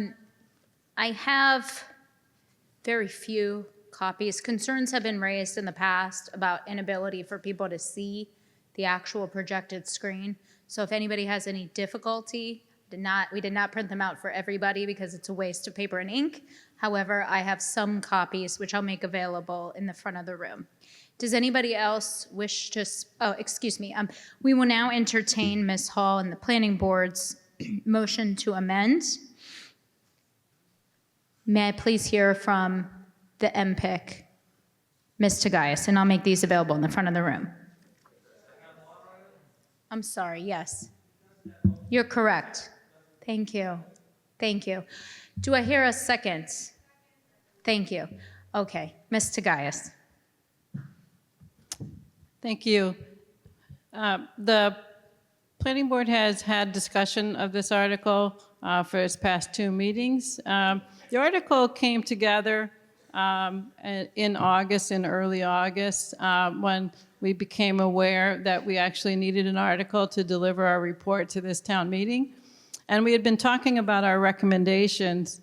And so we consulted with the town administrator about our recommendation to have a successor committee and whether that could be incorporated into the article, which would allow for the report to be delivered. The timing of that was just 1 week between when an article would need to be submitted to the select board. And so the committee held 2 meetings in early August to accomplish that. The planning board didn't have meetings until September 11, taking a little break in August, so there was a gap. And so the planning board's awareness of it came in September. Then I will say, we did schedule an MPIC, or a Master Plan Implementation Committee 2 in the last couple of weeks. I raised the concerns of the planning board members with the committee, and as recent as Friday at 1 o'clock. The committee still wanted to move forward with the article with the recommendation, the change that was recommended by the warrant committee. Thank you. Thank you, Ms. Tagayas. Mr. Fundling?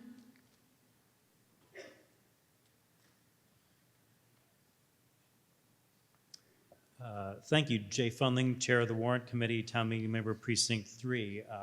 The Warrant Committee has not yet voted on this amendment, if that's what you're asking. I think we were hoping to hear the town meeting discuss it. Thank you, Mr. Fundling. Mr. Zoll, would the Select Board like to speak?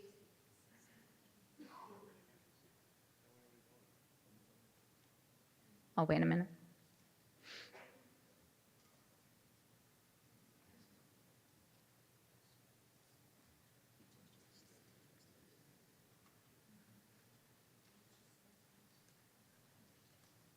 Yes, Mr. Fundling, you're recognized again. Yes, Jay Fundling, Town Meeting Member Precinct 3, Chair of the Warrant Committee. I'm a little unclear as to what the amendment actually is, and I don't want to put our clerk on the spot, but I think we want to see the wording of the article as amended up on the screen, and I think we're struggling to know what that wording is. Thank you.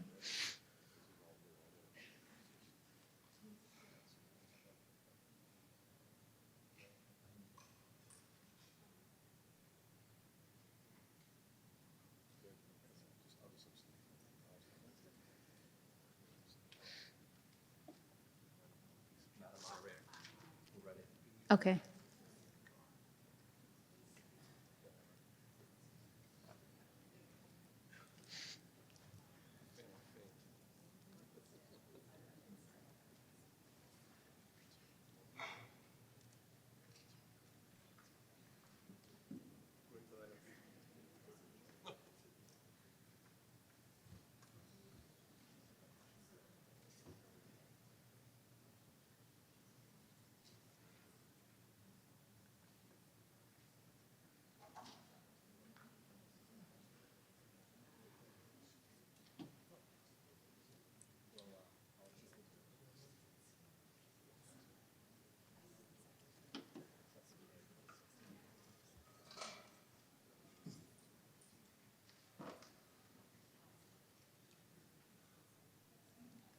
Let us take a quick 5-minute break.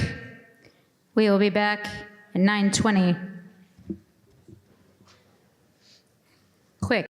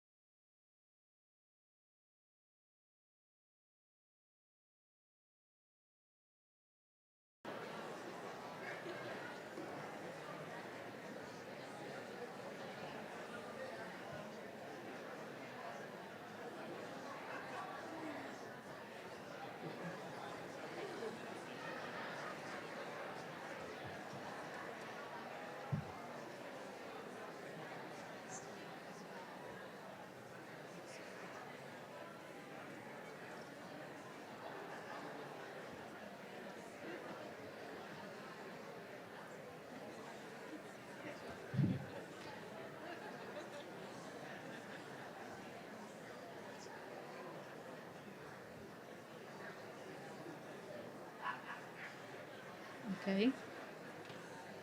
We are back. I didn't do that loudly the first time. We are back, and we will hear from Mr. Zoll on behalf of the Select Board. Mr. Zoll. Thank you, Madam Moderator. I know we're hard at work here to get the language up on the screen. Ben Zoll, Chair of Select Board, Town Meeting Member, Precinct 5. The Select Board has recommended a no vote on this amendment.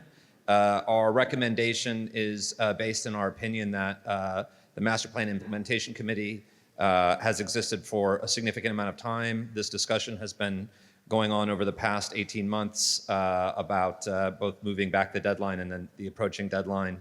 And they themselves have asked for this change. This change does not, other than existing funds that have already been committed to the Master Planning Implementation Committee, doesn't commit any new funds. And so we see no reason not to take the recommendation of the committee itself in disbanding it and creating this new one in their stead. Thank you, Madam Moderator. Thank you, Mr. Zoll. Again, I ask that you refrain from clapping.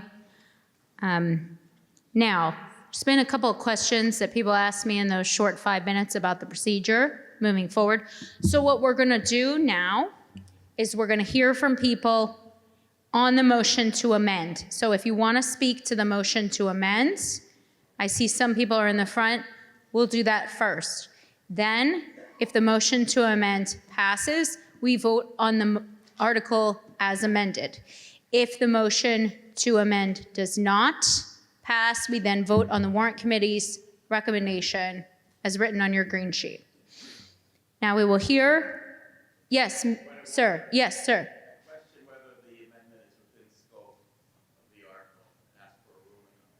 Thank you. Mr. Chipman, can you just say what precinct you're from, sir? Thank you, no problem. So Mr. Chinman has asked for a ruling on the scope of the article. I'm sorry, the amendment, thank you. May the town council provide some thoughts on that, and then I will make the requested ruling.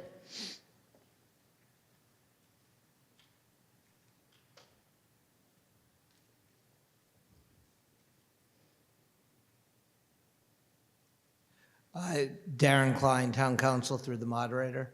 The moderator and I did discuss this, and it is within the scope of the main motion of the warrant committee, because the article is seeking to create a new permanent standing committee, which is obviously, that's sort of the outside scope of the article. And this motion to amend would be extending the for a temporary term of the temporary current MPIC committee. So it would be within the scope of the larger article. Thank you, Attorney Klein. I agree with our town council that this is within scope. And we will now hear from individuals on the motion to amend. I see some people over here, some people over here. I will go back and forth. We'll start with you, ma'am. Go ahead. Christine Hodlin, Town Meeting Member, Precinct 2.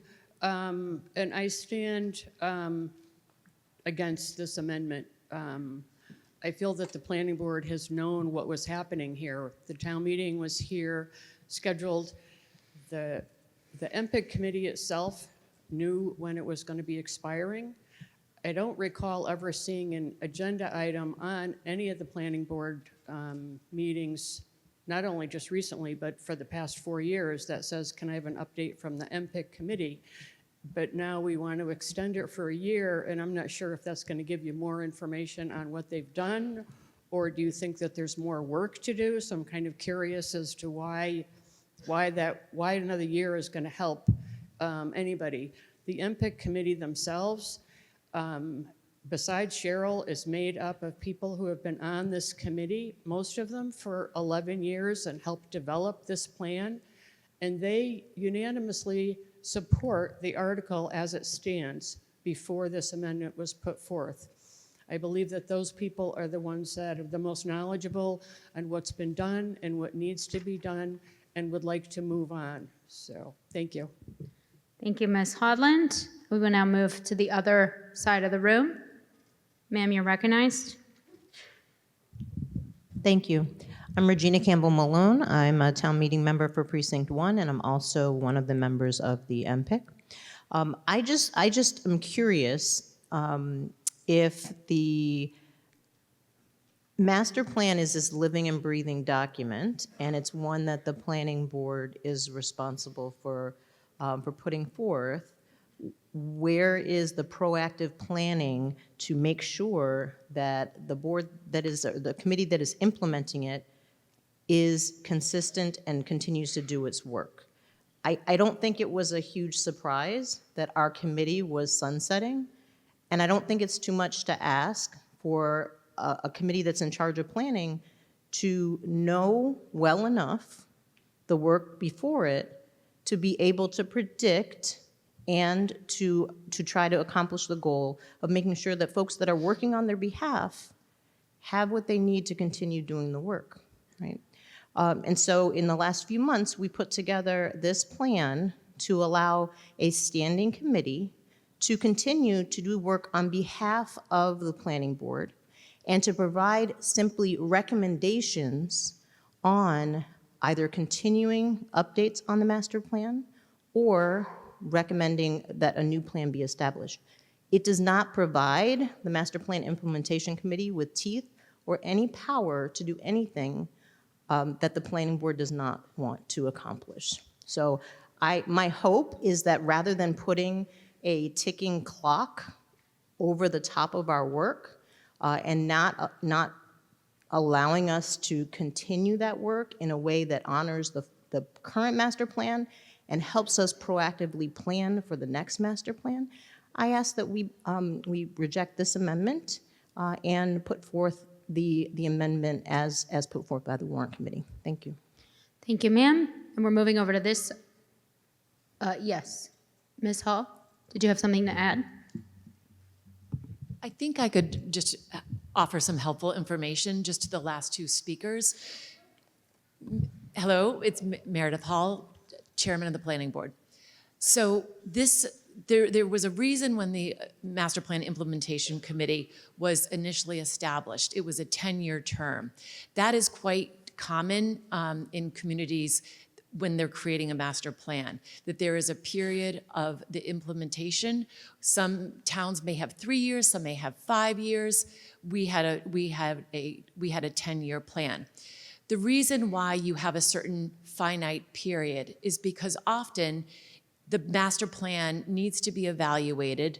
The report we just are getting this past 2 weeks ago, we received a draft of the report. There's a period of time where you step back, you assess where you are in the planning of the town. We all agree that there's things that we still would like to put forth. The question is, at what point do you need to establish a new master plan committee? In many towns, it's recommended by the state that a new master plan is created every 10 years. So that was why the 10-year plan, the 10-year implementation period was created with a finite period. Not that it's a living document. Most towns do not have a master plan which continues into perpetuity, because there needs to be a period of assessment. So this was intended to sunset so it could be evaluated. The planning board has not had a chance to evaluate it. We believe that there is good work. We believe that we can come up with something that, and I think many of us feel that there was a tremendous amount of work that went into the master plan in 2014. There was an incredible expense. It was $175,000. So I think the general feeling of the planning board is we do not need to start with a brand new, fresh master plan at this point, but at some point we may. And so having a standing committee that's in perpetuity really is in conflict with that ability to be able to assess after a period of time what that is. So we have not had a chance to discuss it as the planning board. MBTA has taken up a great deal of our meeting time, as well as the ADUs and other projects that we're working on. So this would be a period of assessment, discussion, to determine what type of committee that we would want and allow for public input on that as well, because I think it's not only up to us as a planning board, but to do outreach and put it and make it a public conversation, and make this a collaborative effort between the Master Plan Implementation Committee, the Select Board, and the Planning Board. So having collaboration, I think, is incredibly important before we put a committee together, which is a standing committee in perpetuity. So thank you. I hope that helps. Thank you, Ms. Hall. And now we'll move over here. Oh, okay. Oh, because I'll allow it because you asked the question that then Ms. Hall was answering. Go ahead. Yeah, I'm Ms. just curious, Ms. before this Campbell-Miller. current master plan that was created in 2014, 2015, when was the last time that the planning board put forth a master plan?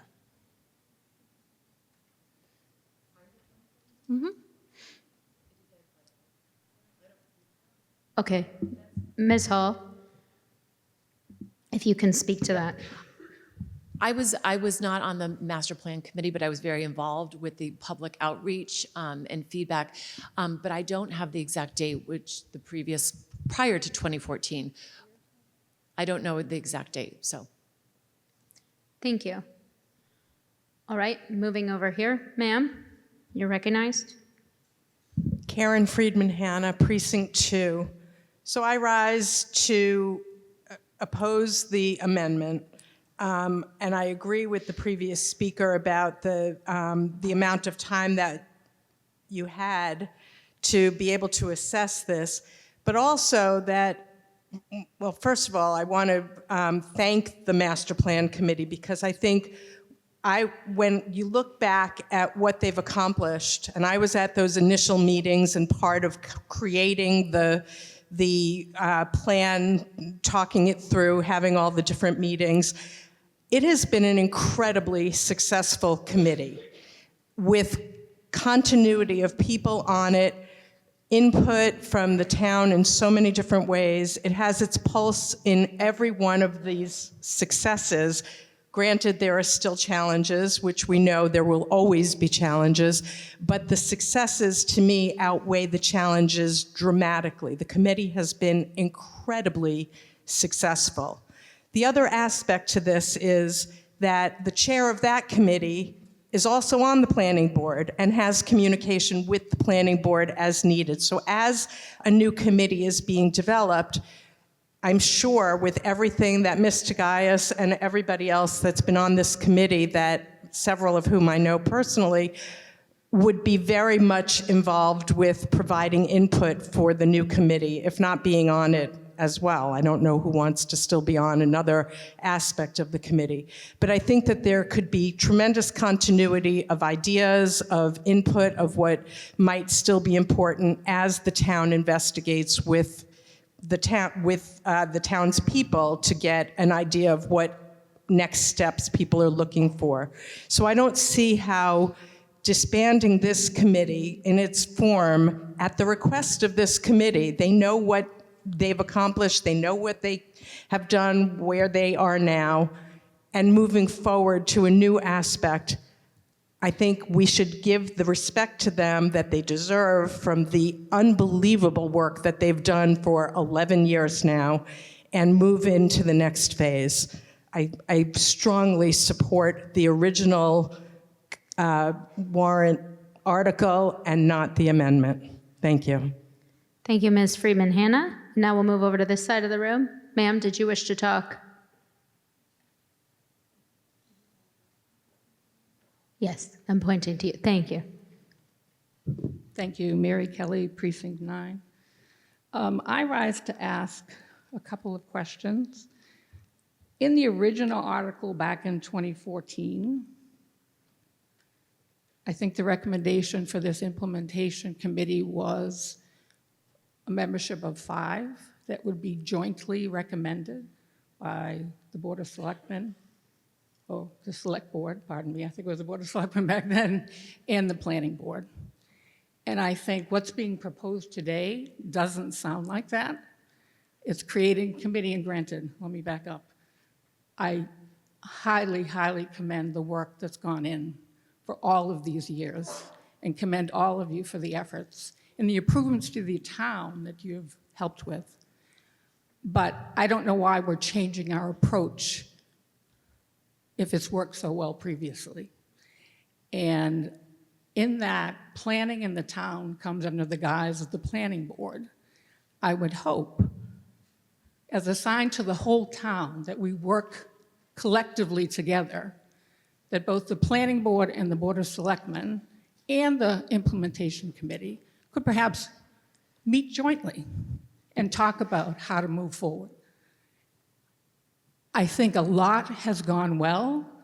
Let's learn from that. Let's act collectively and not against each other, and create a process that will help continue with the improvements that have been gained thus far. So I support what is being proposed by the planning board in this amendment. Thank you. Thank you, ma'am. And now we'll come over here. Yes, sir, you are recognized.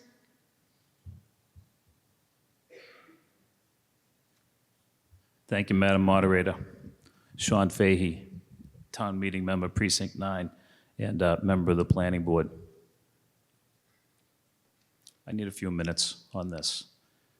I want to make sure that the body understands that this amendment made by the Chair of the Planning Board is an endorsement of MPIC. It's an endorsement. The Chair wants MPIC to continue.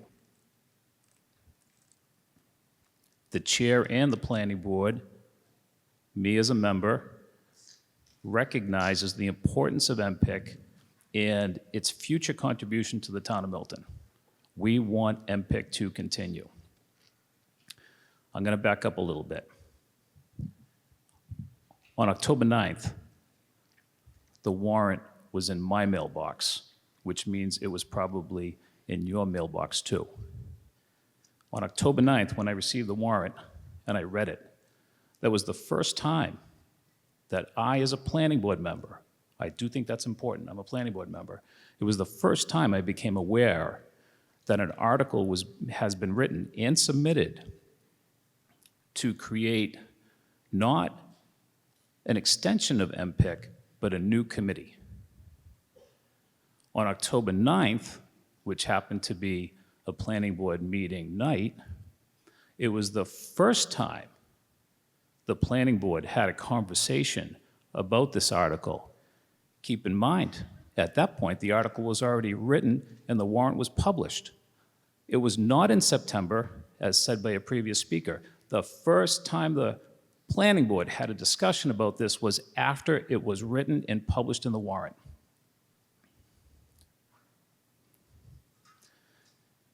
The planning board is the body that MPIC or the proposed committee would make recommendations to. It makes good sense to me that there would have been a collaborative process to discuss creation of this committee that's proposed in Article 5. Back when this started, it was the select board and the planning board that proposed creating MPIC. So in my mind, good process and good governance means that those parties that initially thought MPIC was necessary for the town, they collaborate with MPIC to outline the new charge of MPIC for the future. That only makes good sense. We were not involved in that. Liz Manning, our Director of Planning and Community Development, was not involved in that. If we're going to create a committee, which I am a proponent for, this committee should exist in Milton. We need it. It should be done in a collaborative way. The planning board, MPIC, should sit down and we should discuss how this committee can be successful. Some of the comments I've heard feels like the planning board is being blamed for not being aware that MPIC was sunsetting. MPIC is sunsetting. MPIC knows that. MPIC could have said a while ago, we need more time, or we have an idea. That hasn't happened. As outlined, reporting was required twice annually. to the select board and to the planning board, and once to town meeting. So the math is simple. If it's existed for 11 years, there should be 22 reports. And it says very clearly what the reports are supposed to have.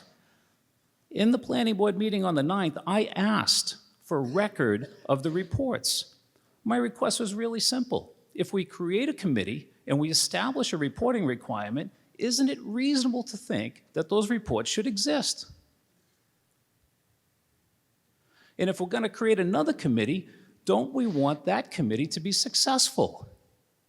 Well, if we want success for any committee we have in town, we should do it collaboratively. It should not be done in isolation. This was rushed. This was clearly rushed. Had it not been rushed, I believe we could have and should have been part of the process, but we weren't.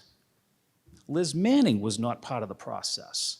Imagine that you're the new director of planning and community development. You come to town and you're not even included in this discussion about creating a planning committee? That doesn't seem fair to me, to a person who just arrived in town. I'm not speaking for Liz. She can speak for herself.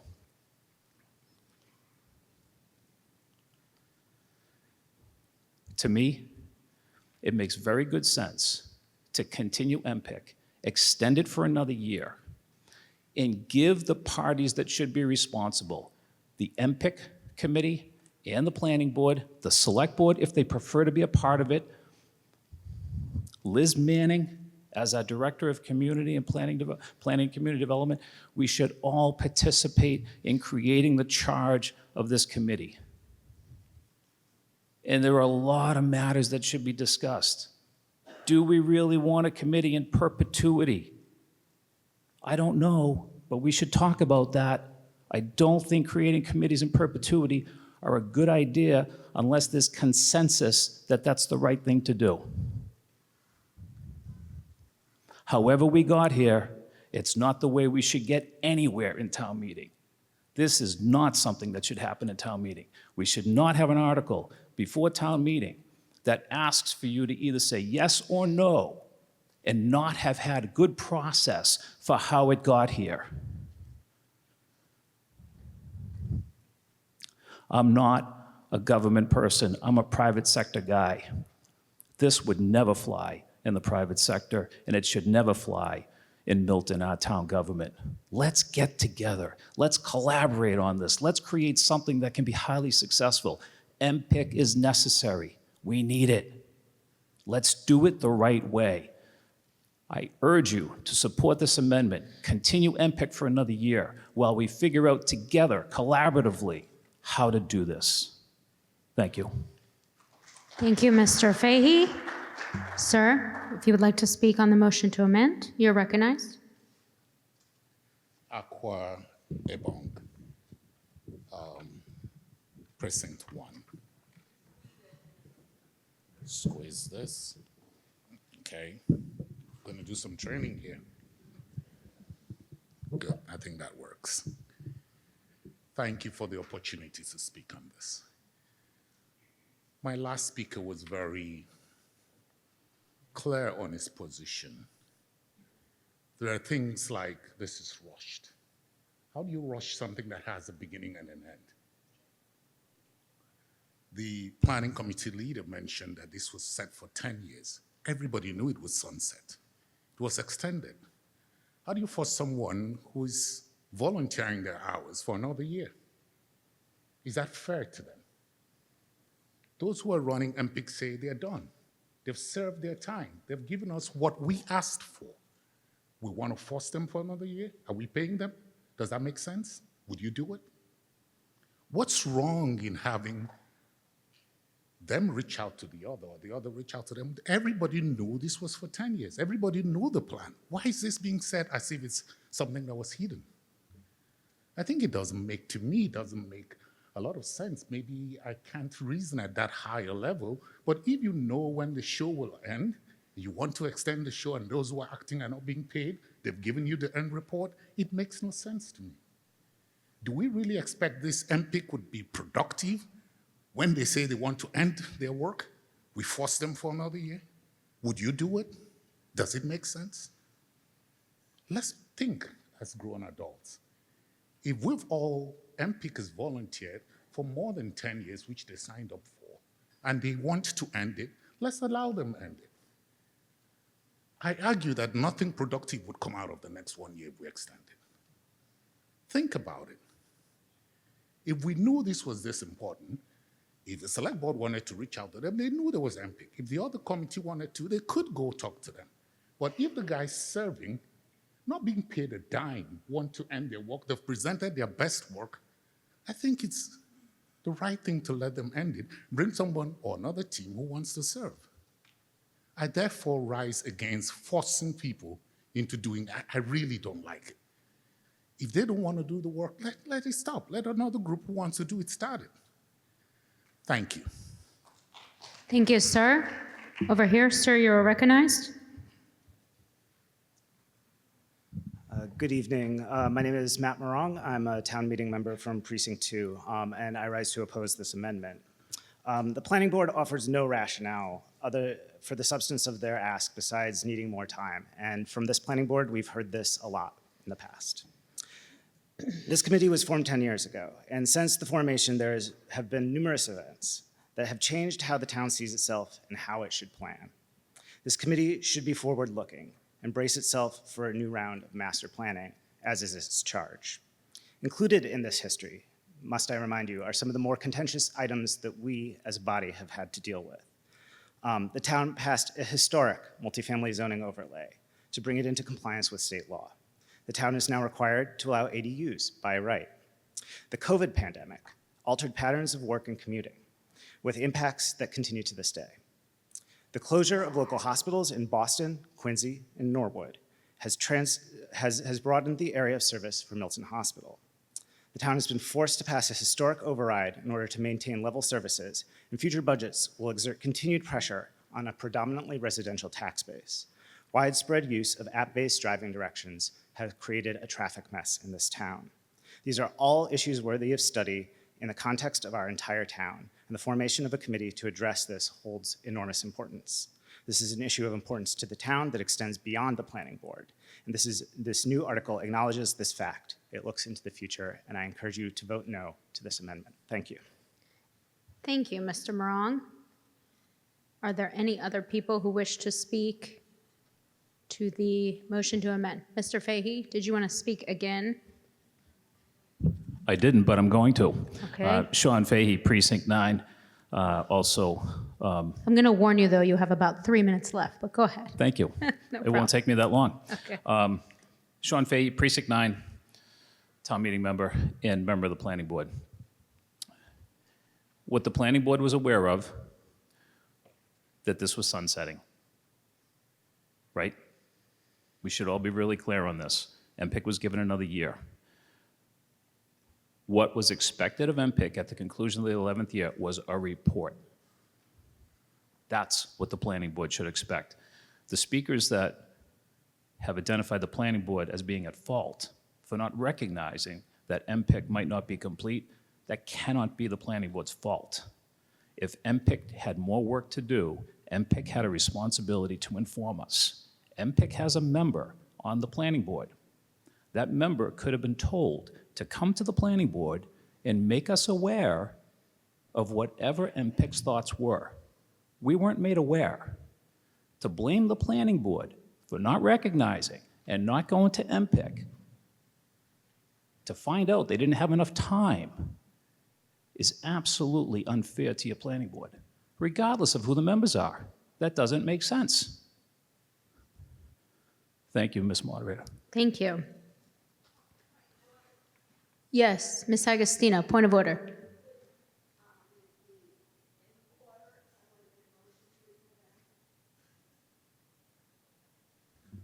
I'm sorry, you want to make a motion to refer back what?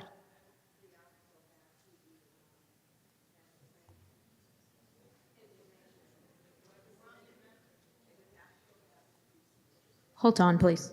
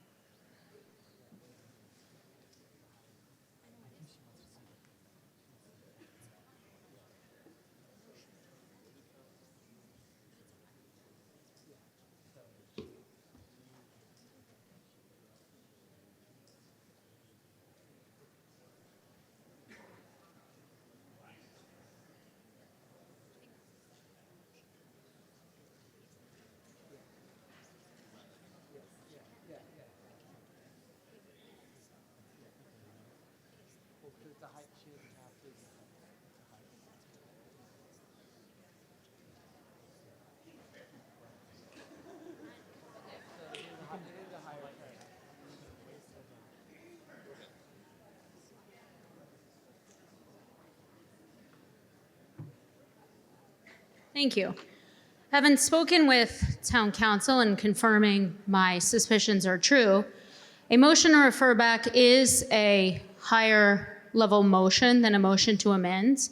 And we have to, according to town meeting time volume 4, hear a motion to refer back before we can continue on the motion to amend. And the reason why is because if the motion to refer back is seconded and then voted upon successfully, it makes the entire motion would be referred back, the entire article would be referred back, and there is really no sense in amending it before the thing is referred back. So, do I hear a second on Ms. Agostino's motion to refer the matter back to, you said to whom, Ms. Agostino, are you wanting to refer it back? To whom did you want to refer it back, ma'am?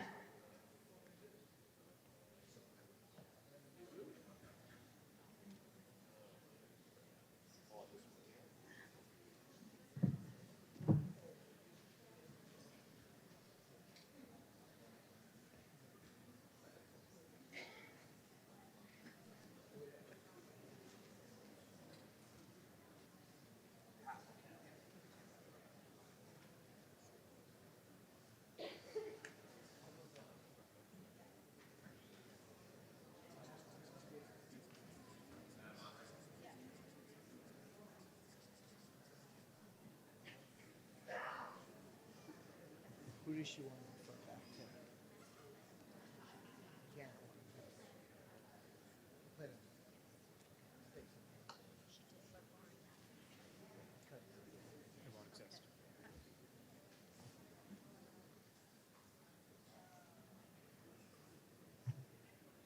So because, Ms. Agostino, because the MPIC would not exist if you were to refer it back, as you mentioned, it would have to be to the planning board. So we will hear that first. Do I have a second on the motion to refer back to the planning board? I hear that it's seconded. Would anybody like to discuss the motion to refer back to the planning board? First, we have to hear from MPIC, if they would like to speak on it, then the warrant committee, then the select board. Ms. Tagayas, would you like to speak on the motion to refer back? We will then, if it is successful, the whole thing will be referred back to the planning board. If it is not successful, we will go back to the motion to amend. Ms. Tagayas. I can speak for myself since the committee is not convened here and not able to have a discussion. But I would say is, as one of the speakers said, the committee believes that it has fulfilled its charge. Our charge was to issue a final report at the end of the term of this committee and to make recommendations for next steps. We've made that in this report, which I mentioned you can find on the town website, and I covered some of those recommendations here tonight, and we made it in this article. We've had a couple of discussions about this, and we in those discussions, without this particular motion, we discussed that we feel as if, as I said, that we've completed our work, we've made our recommendation, and we would like town meeting to make a decision on our recommendation. Thank you. Thank you. Ms. Tagayas. Yes, May I ma'am. add one more thing? Yes. While Mass General Law does put the development of a master plan as a responsibility of the planning board, I did serve on the master plan committee in 2013 and 14, and I can answer the question about when it was updated before that, and it was in the 1970s. And when the planning board and select board in 2014 submitted an article to town meeting to establish the implementation committee, it was specifically brought here, brought to this body to make a decision because of the importance of the recommendations. The recommendations and the strategies within the plan fall to many more than just the planning board. They fall to the select board, they fall to departments, and they fall to other boards and committees. And so I would say that the committee, based on our conversations, would stand firm that we would like the body to vote on Article 5. Thank you, Ms. Tagayas. Mr. Fundling, would you like to speak on behalf of the Warrant Committee with respect to the motion to refer back? Jay Fundling, Town Meeting Member, Precinct 3, Chair of the Warrant Committee. The Warrant Committee has not voted. We are waiting to hear if there's more discussion from Town Meeting members on the motion to refer back.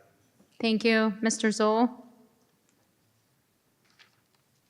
Thank you, Madam Moderator. The Select Board, Ben Zoll, Chair of the Select Board, and Town Meeting Member Precinct 5. Select Board has voted unanimously against this amendment. And I would add that the purpose of referring back and essentially the referring back and the amendment are the same thing, which is why I just tripped over myself. We've voted unanimously against sending back. I think that my friend member Akwa Ekbong has kind of, I think, already said it very well. We've had people volunteer for a decade or more on this committee. They feel like they've done their job. Our job now is to figure out what the next phase of this looks like, not to kick the can down the road. Thank you, Madam Moderator. Thank you. Would anybody else like to speak to the motion to refer back? Ma'am, you are recognized. Thank you, Madam Moderator. Deborah Felton, Town Meeting Member, Precinct 2. I just have a question. This article was submitted by the Master Plan Implementation Committee. So doesn't it get referred back to whoever submitted it? Why is it going back to the Planning Board? Thank you for that question. Town Council, can you speak to that?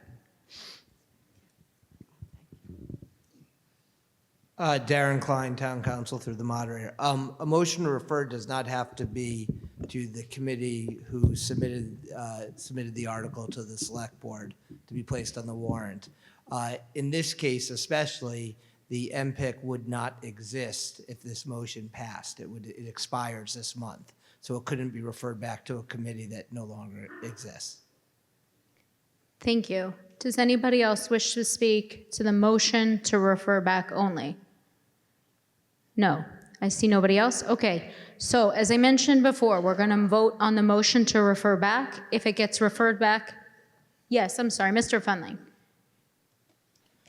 Jay Fundling, Town Meeting Member, Precinct 3, and Chair of the Warrant Committee. The Warrant Committee recommends a no vote on the motion to refer. Thank you. As I was saying, if the motion to refer back is successful, it gets referred back. That's then done. If the motion to refer back is not successful, then we go back to the motion to amend, okay? Yes, hold on one second.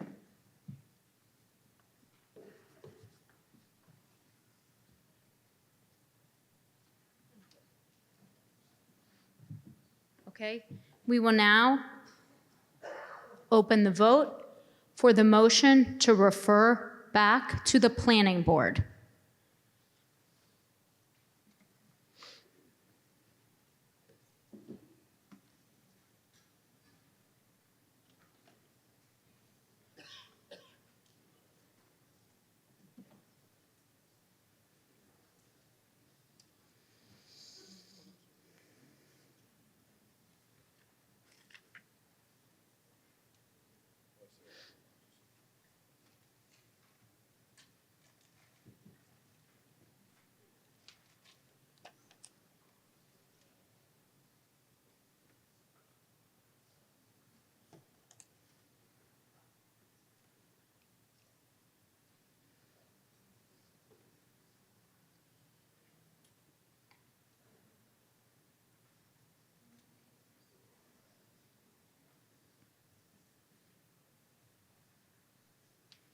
The motion to refer back fails 75% to 25,150 no, 47 yes. We will go back to the motion to amend. Did anybody else who hasn't had a chance to speak yet on the motion to amend wish to speak on the motion to amend? Yes, ma'am. Thank you very much. Christine Turnier, I'm a town meeting member for Precinct 4 and 4A. Someone earlier had mentioned something about how, in the private sector, we are obviously in the public sector, but in the private sector, there's just different sorts of expectations. And as someone who does also work in the private sector, if I were to ask my manager for an extension on a pretty well-established deadline, they would probably want to know why and what I plan to do with that extension. So I have a question for the planning board. If we were to pass this extension, what exactly would the planning board do with that additional time? And what assurances could you give the town that you would be able to complete those things in this allotted time so that we would not, in May of 2026, find ourselves in a position where we were again asking for another extension, especially sensitive to the fact that these are individuals who are volunteering their time to serve our town, and we want to use their time judiciously. Thank you. Ms. Hall, if you can speak to that question. Yes, thank you. I think that's a great question. And we did consider whether to make that extension for a full year, but because we recognized that we wanted to take action, meet monthly on this, and be able to actually have a collaborative discussion on really, I think the biggest question is to determine, should it be a committee, and granted a new committee that continues. These are the master plan implementation terms are 1-year terms. So anyone who does not want to continue, they can end in October, and then new applications can be made for anyone who wants to join that committee. So it's a 1 term, so no one's forcing anyone to stay at any particular length of time. But the goal would be to evaluate whether it makes sense to have a committee, a new standing committee, serve in perpetuity, or whether we are going to continue the master plan implementation committee as it has been working. It's been a lot of the successes have been work that the planning board has done. We have been checking off many different goals, but it would be to evaluate whether this really should be a committee in perpetuity, and we've just received the final report last week from the master plan, evaluate whether a new master plan would need to be made. But I think at this point, we feel that moving forward with a master plan implementation committee or a new committee, but the question would be, is it in perpetuity? And those are the questions that we have not had a chance to evaluate, but that we would plan, and that's why not going until next October, but actually having something for Springtown meeting, we would be able to have a recommendation on that.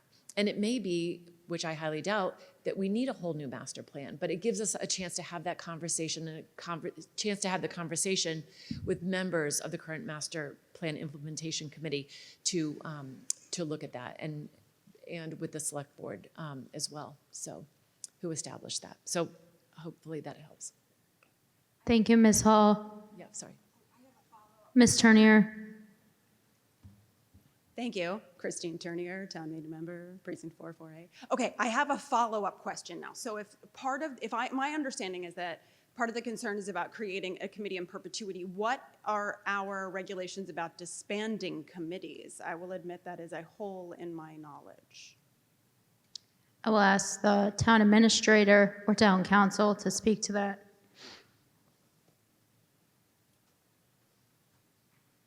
Darren Klein, through the moderator. If it is a committee created by town meeting, then town meeting could take a vote at a future town meeting to disband that committee. Thank you. Okay.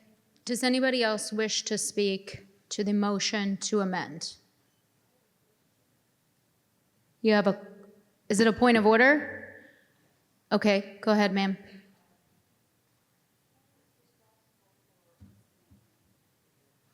She asked who is responsible for what's printed on the green sheet.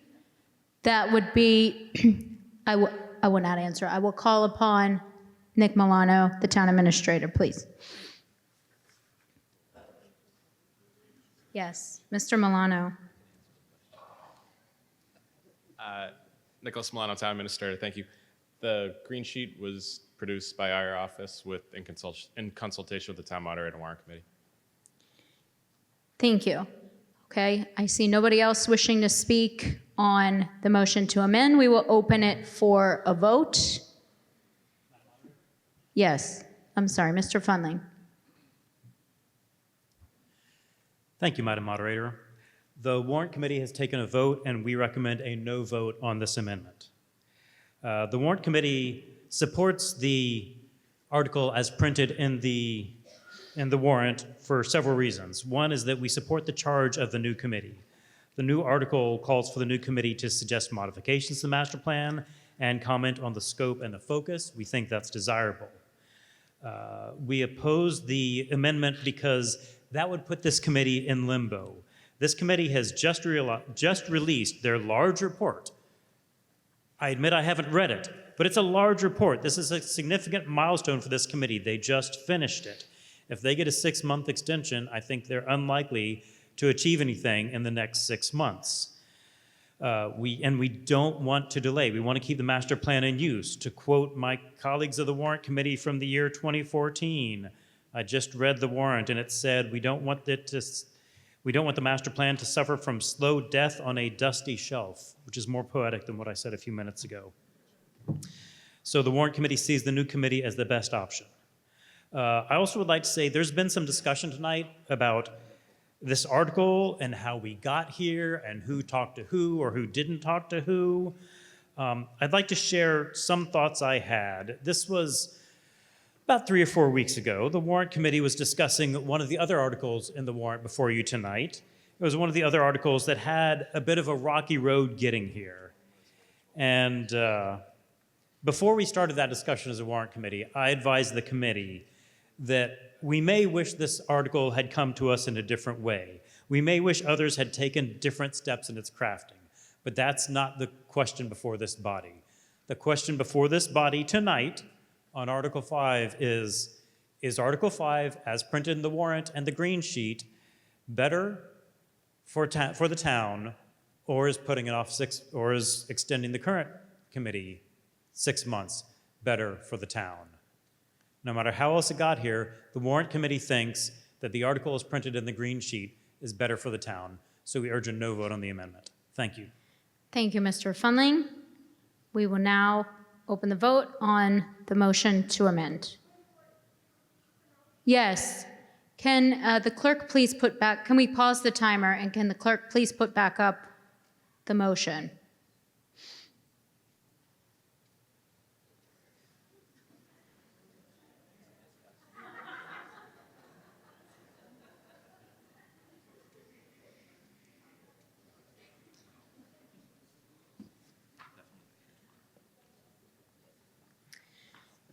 The motion to amend reads, to hear and act upon the report of the Master Plan Implementation Committee and to extend the term of the current Master Plan Implementation Committee through May 2026.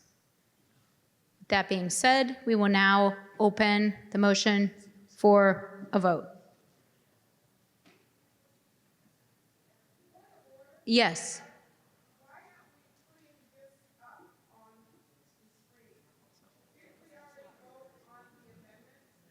No. We voted on the motion to refer back to the planning board. We are now voting on the motion to amend, and then, depending on what happens now, we will either vote on the motion as amended or the Warrant Committee's recommendation, but thank you. What's on the screen is the motion to amend. Okay, we are now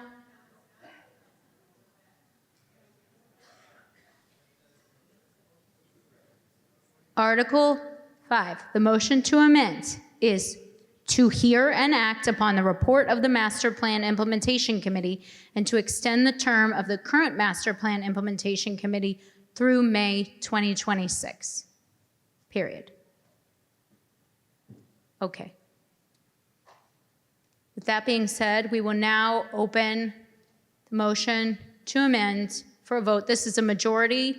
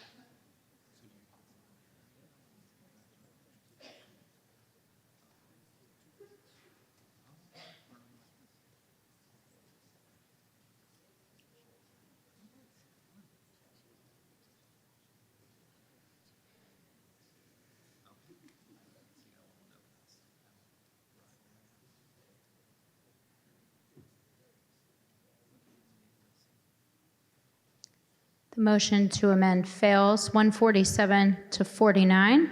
And now we will move to the main motion, which is as printed on the green sheet.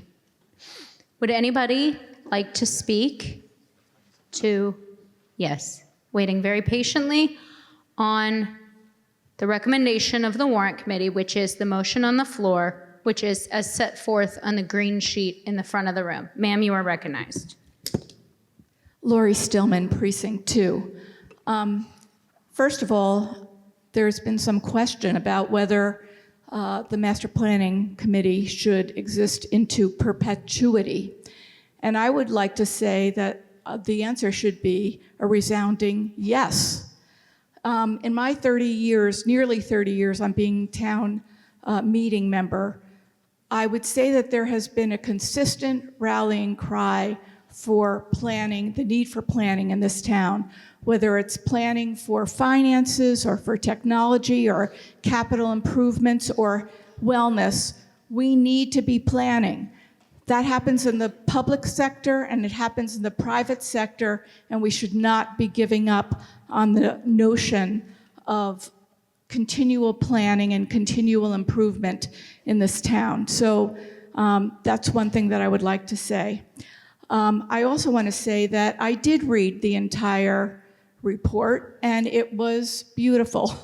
It covered so many topics, and I really want to encourage everyone to read it because I learned so much by doing so. I want to congratulate the Planning Committee for their work. I would like to make a small friendly amendment, however. One of the major goals was to improve or address health and wellness in the community, which I thought was a great goal as someone who works in public health. But in listing the skills of the people who might serve on the Master Planning Committee in the future, there was no listing of anybody in the field of public health in the list. So I would like to make sure that we include public health as one of the areas of expertise in the 4th paragraph. Thank you.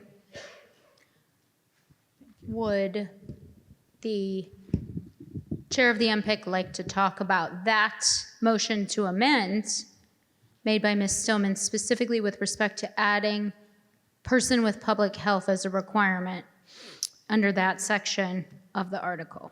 Yes, I realize I haven't been saying my name every time. Cheryl Tagayas, Chair of the Master Plan Implementation Committee and a town meeting member of Precinct 9.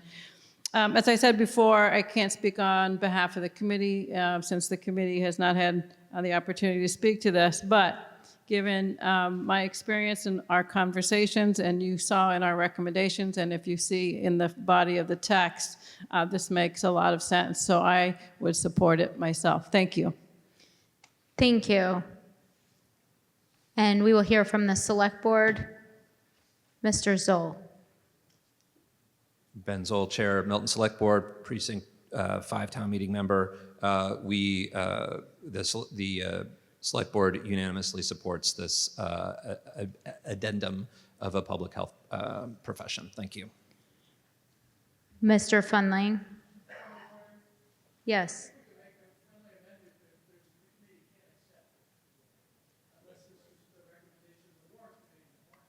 Well, yes, they're moving to amend, and the warrant committee hasn't had a chance to speak on it yet. Thank you. Thank you.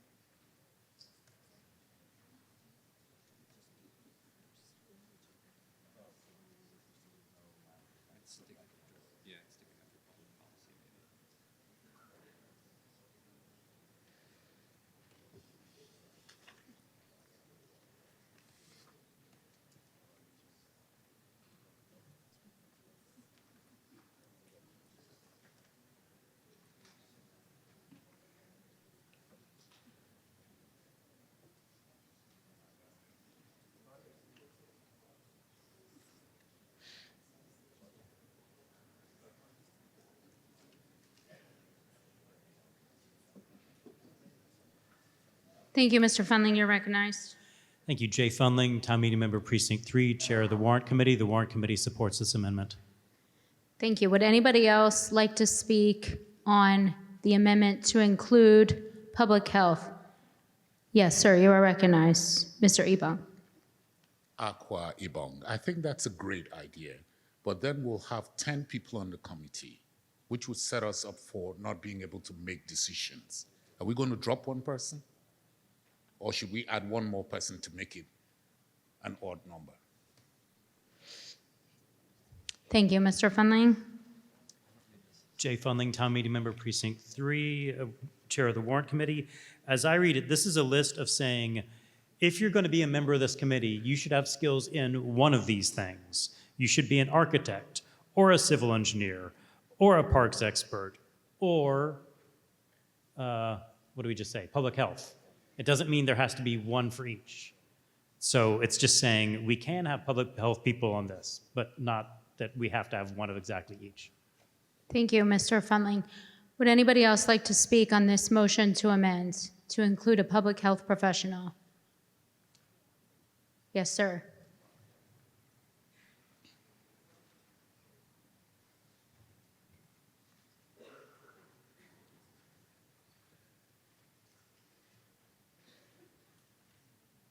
Jeff Stone, Precinct 1. I agree with Mr. Fundling's comment that there shouldn't be an exact single person of each skill set. However, I would suggest inserting in the paragraph on the green sheet, the big paragraph, the words public health as a place marker to show that we value public health. I don't think it's in that long list. So perhaps after public policy, comma, public health, and or diversity, equity, and inclusion. Yeah. Oh, is it in there? Duh. Okay, thank you very much. That does it. Thank you. Anybody else on this motion to amend? Okay, I see none. We will now open the vote for the motion to amend. Again, this is a majority, just to include those words, and public health professional.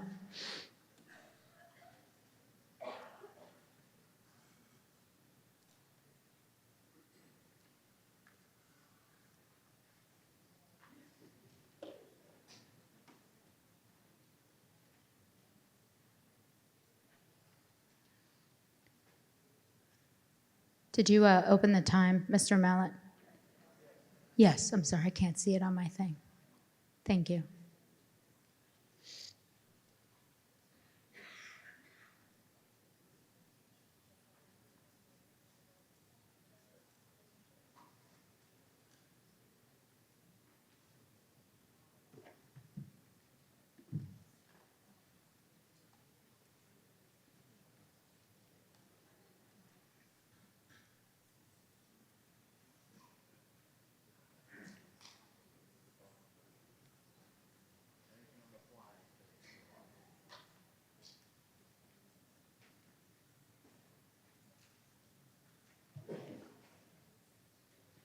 Okay, that motion passes 184 yes, 9 no. Now, would anybody else like to be heard? We're going back.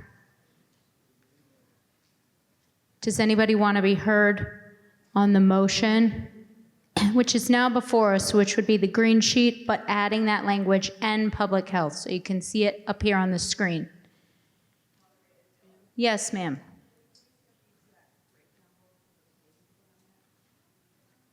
You want the exact breakdown vote from whom? I don't understand your question, ma'am.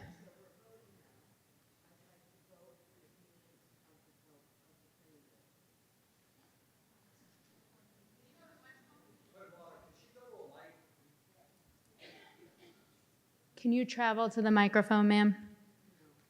Okay. Okay, if somebody can bring her the microphone, please. Thank you.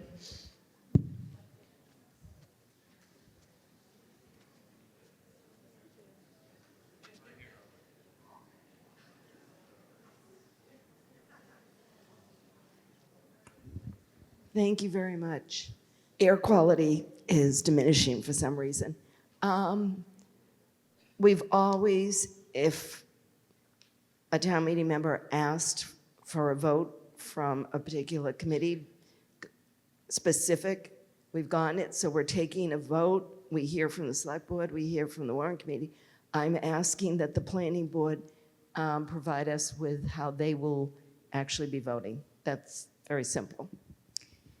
Thank you. Now, normally that would be the case, but here, the Master Plan Implementation Committee is the submitting body. So normally we would call upon the body that submitted it, which would be the Master Plan Implementation Committee, the Warrant Committee, and then the Select Board because it's their warrant. So, Madam Moderator, yes, ma'am. could you please check with town council if it's legally allowable for a town meeting member to have the planning board's opinion? Allow town council to speak on that question.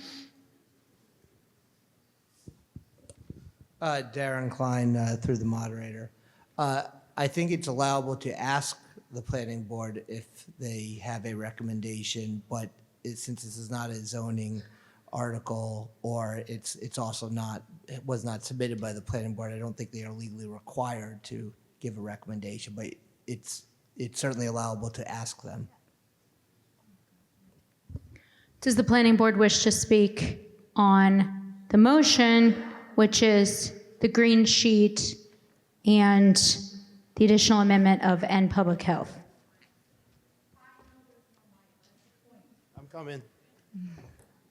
Does the planning board wish to speak on that, Ms. Hall? No. Okay, thank you. Ma'am, go ahead. Thank you, Madam Moderator. Erin Bradley, Town Meeting Member, Precinct 4, 4A. It's my understanding that when you are asked about how a committee feels about something, it's the unanimity, which I did not say properly, of the committee. It's not the breakdown of the committee and how each individual member votes. And so I would hope that we will be able to keep that in our town meeting process with the majority rule of how things are. So while I appreciate my fellow town meeting member asking this question, I would hope that it will be able to be something that we will be able to be the unanimous decision of that committee. So thank you. Thank you. Okay. Ms. Hall has noted that the planning board has declined to speak on that. Does anybody else wish to be heard on this motion as set forth on your screen, which is the green sheet plus that additional language of and public health? Yes, ma'am. Chris Hodlin, Town Meeting Member, Precinct 2. I would just like to say that I guess with the vote on this article, if we vote for it, we will be voting to end MPIC as we know. For those of you who are here in 2010, 11, 12, 13, 14, however long it took to develop this long-range plan, Cheryl was a big part of it back then. And she has led this committee for 11 years, and many of the members on it, Tabor Healy, Dick Burke, and now Regina Malley, have joined the committee. And I think we were allowed to have a raising applause for thanking people. And I think we should thank Cheryl and the committee. I said brief. Thank you. Okay. Would anybody else like to speak? I see none. Does anybody have any questions about what we're voting on? I hear none. Okay. We are now voting on Article 5. The motion is, as set forth on the green sheet as amended, to include the words "and public health." Okay.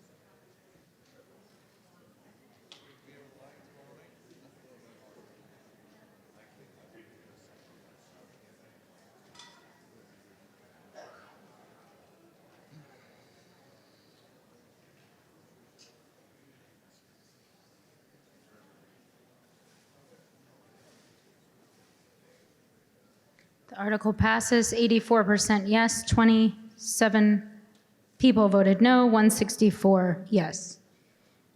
Okay. It is 10:30. I'd like to keep going. You might like to keep going. Do people wish to keep going? Let's have a voice vote. Okay, I hear a motion to adjourn and a second. Okay, I'm going to do an electronic vote. Motion to adjourn. We will put that up on the screen in a second.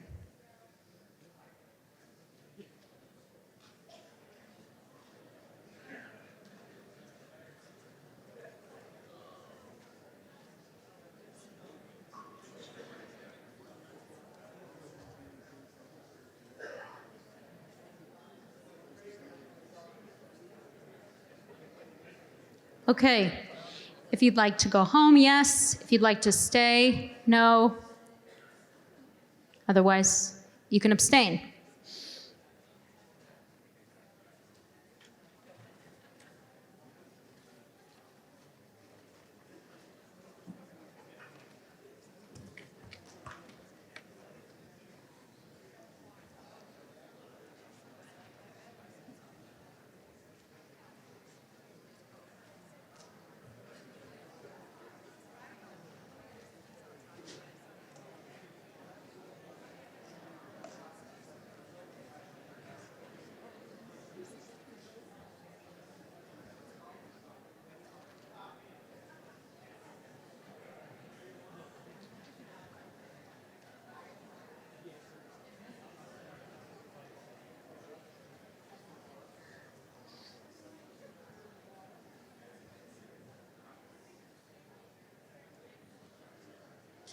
We're adjourned.